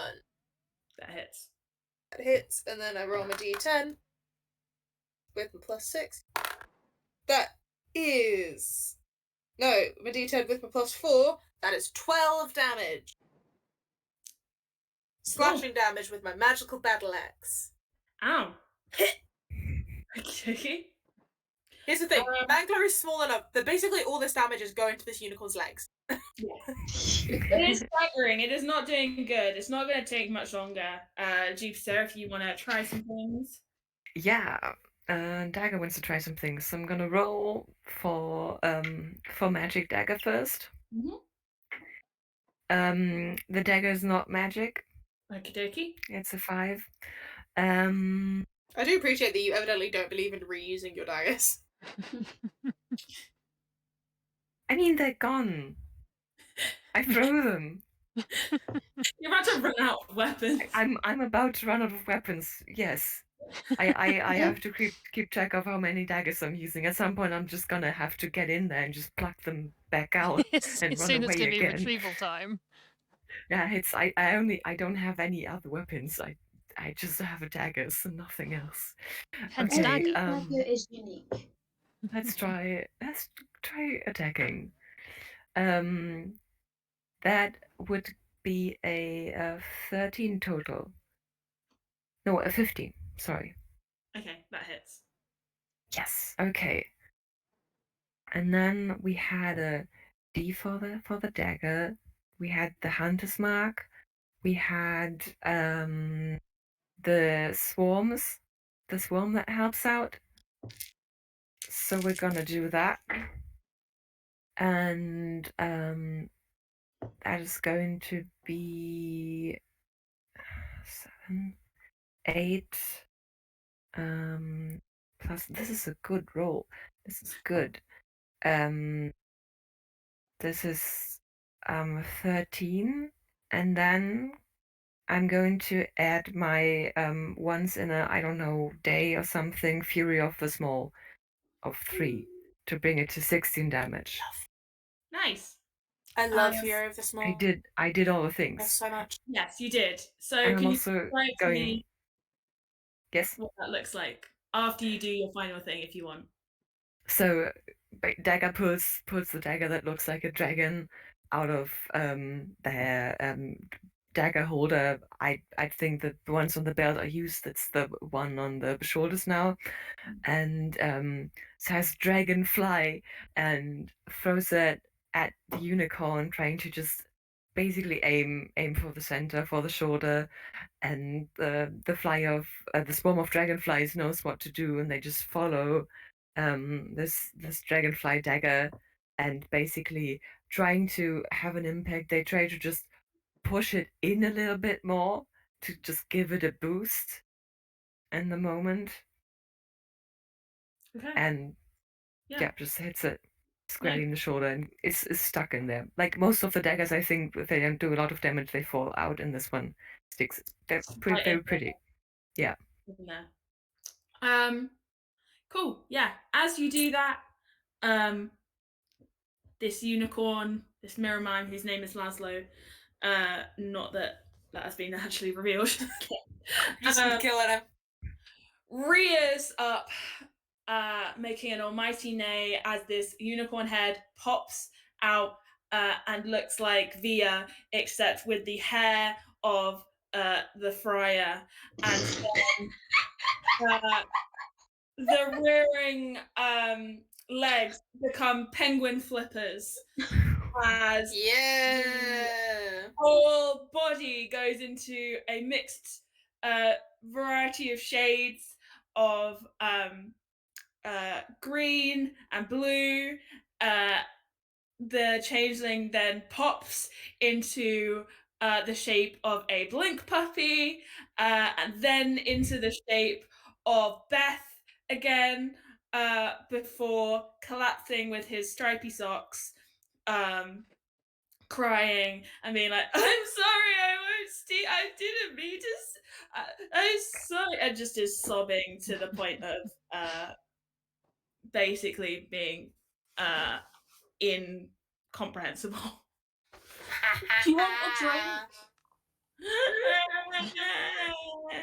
I get the flask out and pass it the flask. Yeah. Have some turpentine. Yeah. Oh wait, I have the perfect drink. I'm gonna give them root beer.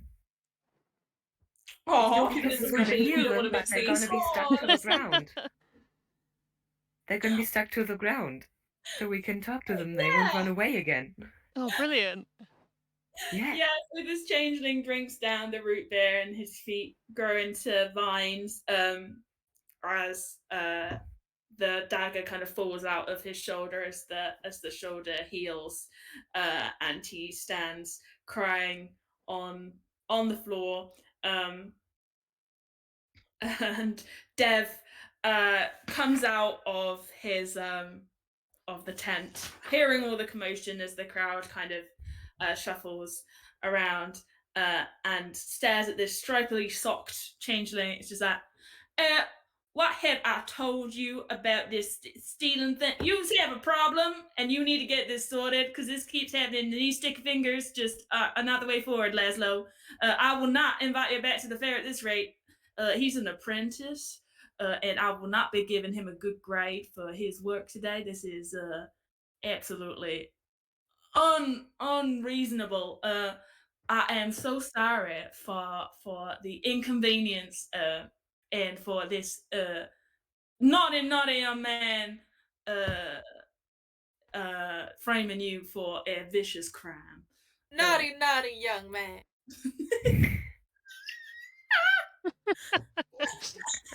This is said to Laszlo as he's rooted to the ground, sobbing. You have the prize money. May I have it back so I may award the prize to the winner of the talent show? And just quickly, while we're over Laszlo stuck to the ground, I'm going to use my second level spell slot to skywrite, and I'm going to write above the fair. I told you we were innocent. It's actually Laszlo. It's Laszlo. I think I have. Yeah, I told you we were innocent. It was actually Laszlo. That's all 10 words I can use for skywrite. Very good use of your 10 words. Incredible. That is the best your 10 The words. crowd just like, That's what like, oh, we should have known it was Laszlo. Right. Marion, did you want to do something? Yeah, so when they say the prize money, we'll say, I think the friar is going to put on his best "I'm an old man, I'm definitely not 40" kind of voice. The classic prize gambit. Yes. As we were so rudely accused of a heinous and treasonous and terrible, terrible crime, can we get a refund? On your ticket? Mm-hmm. Mangler is gonna like hit the friar on the head, on the leg, until he looks down and just wave his finger. Naughty young man. This is the best. This is maybe the best phrase we've taught to Mangler. Naughty young man. Of course, you may have refunds if you would like them. I appreciate I appreciate so much that you were willing to. I mean, I guess under threat of being turned into toads, but I appreciate you helping out nonetheless. You may have a refund if you would so like. All my 5 silver pieces. 5 silver pieces. 5 silver pieces can be given right back to you if you go talk to Gloria at the tent. You got a discount. I've got that. Gladly give you back your silver pieces, young man. You know, old. I'm very old. Sure you are. Not a young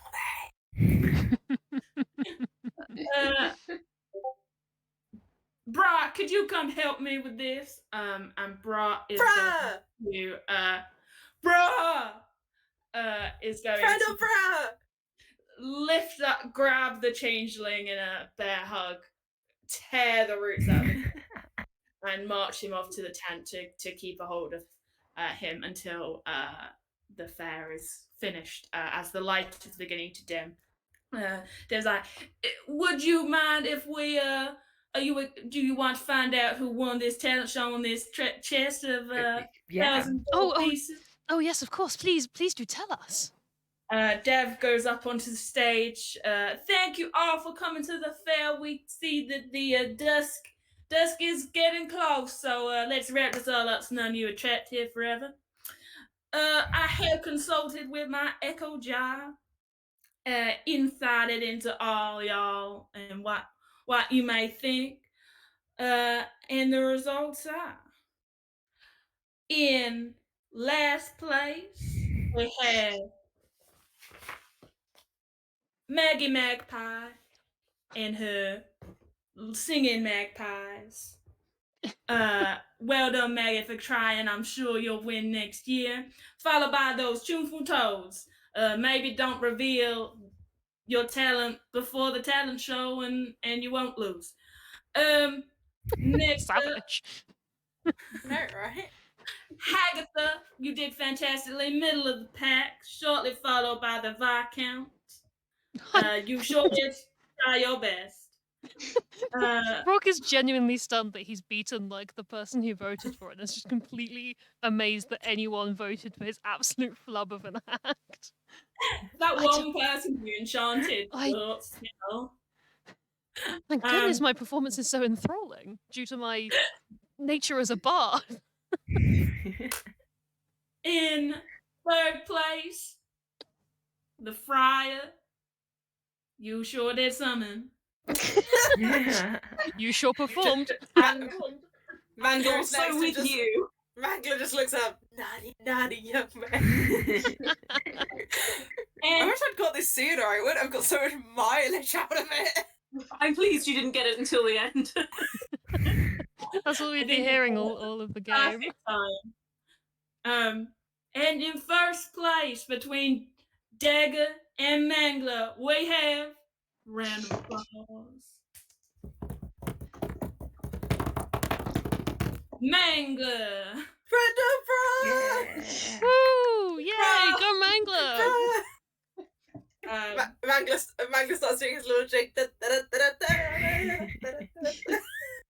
I always believed in you, little guy. Wonderful performance. Wonderful performance. Starts doing his little jig around the group. Dev goes into his tent and gets out a humongous chest of gold pieces as the crowd erupts into applause at their winner for this year. Mangler lifts the chest above his head. Friend of Bra!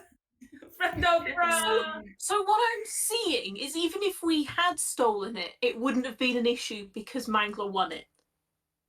Well, what if you hadn't won it? I still had to add up all the votes. What if Agatha had won it? She is trying to build a school. Good for her. Who needs education? Just read a book. Right, please educate. The lessons you're teaching to the youth of these days. Education is very important to young scholars.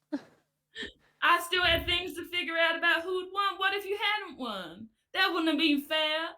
And these all what ifs seem very unnecessary. More important than winning, we had to prove our innocence. I will not stand for an accusation of stealing. I'm an upstanding member of the society. Hey, you weren't accused. I was the one accused. Like, I had a mob against Yeah. me. Can I ask if I can have a Bob Bear plush? Yes, get my friend here was cruelly Yeah. abused when you pretty much act as if you knew it was your apprentice the whole time. You were not in the least bit surprised. My friend Veer here deserves an owlbear plush for the undue trauma owlbear. you have put them through. I don't think I was the one who put them through the trauma, but fine. I will gladly Collectively, get you an owlbear plush. They were accused, and collectively, you as the Fey owe them an owlbear plush. Don't racially profile this there. I'm happy to You get you collectively as the mob of Fey who have insulted us. I really appreciate We it. will not leave until we get this owlbear plush. If we don't leave until we get the owlbear plush, we'll never leave. If we stay here much longer, we're stuck here. I said yes, I'll get you the owlbear plush. Thank you. I knew you were a gentleman, really.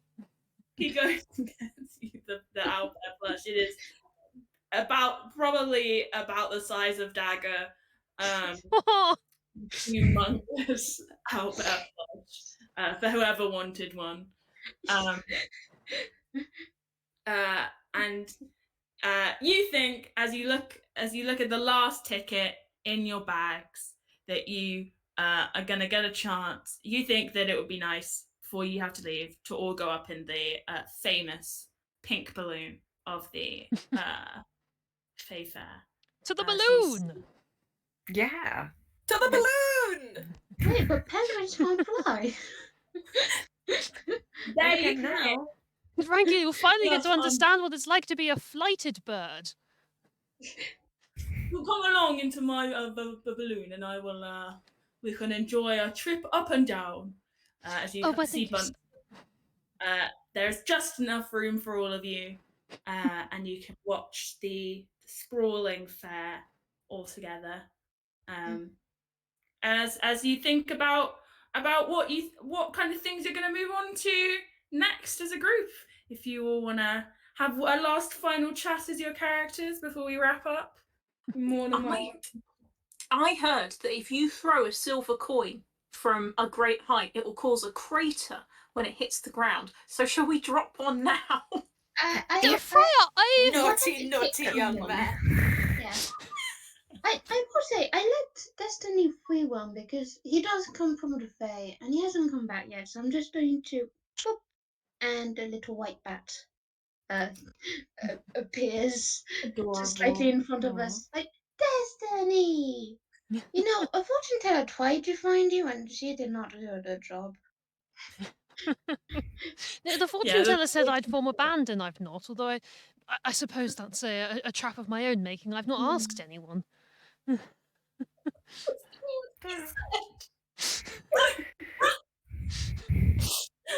Sure. Wonderful. As you will watch as the sun begins to set, and as the sun begins to set, you're like, okay, we should probably leave, and you kind of will have to sprint over to the exit because you've kind of misjudged the time. Yeah. As he crosses over the threshold, Mangler turns back, looks at Bra, and just says, "Friend of Bra!" Friend of as he disappears back into the Feywild.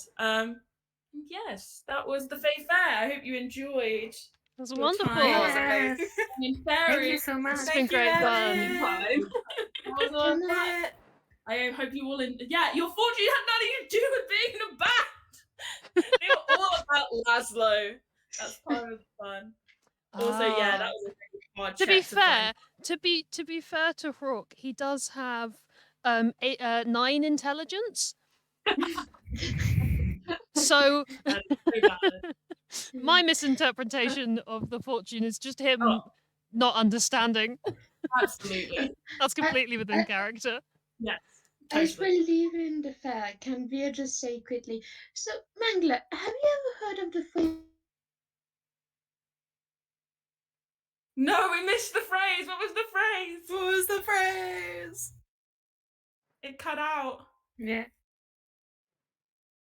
We'll never find out. Caitlin? Am I back? Yes. Yes. We missed the phrase. Have you ever heard of this thing called Newt newt. newt newt? I just wanted I can't to believe have you're the making penguin it newt penguin newt. say newt newt. Newt newt. What a fitting scene turned up. Yeah. Naughty young man. Right, we're And we coming. to introduce Meatwood Flack. We are not. Yeah. Let's Oh, pick no. Meatwood Flack and the magical dancing penguin. Right, as we're coming up on the 4 o'clock, I'm going to transition the stream over, ready for the next person to pick up for your next game. So, if everybody's enjoyed this game, please donate if you can. Obviously, that's why we're I've been to this wonderful fair today for the money that we are raising for Sense. So, Sense enjoys donations as much as fairies and fortune tellers. Yes. and unlike Sense fairies, too much it's for the cause. and unlike the fairies, the money to Sense is going to a really good cause. So I'll it's goodbye from us and enjoy the next game. Yeah.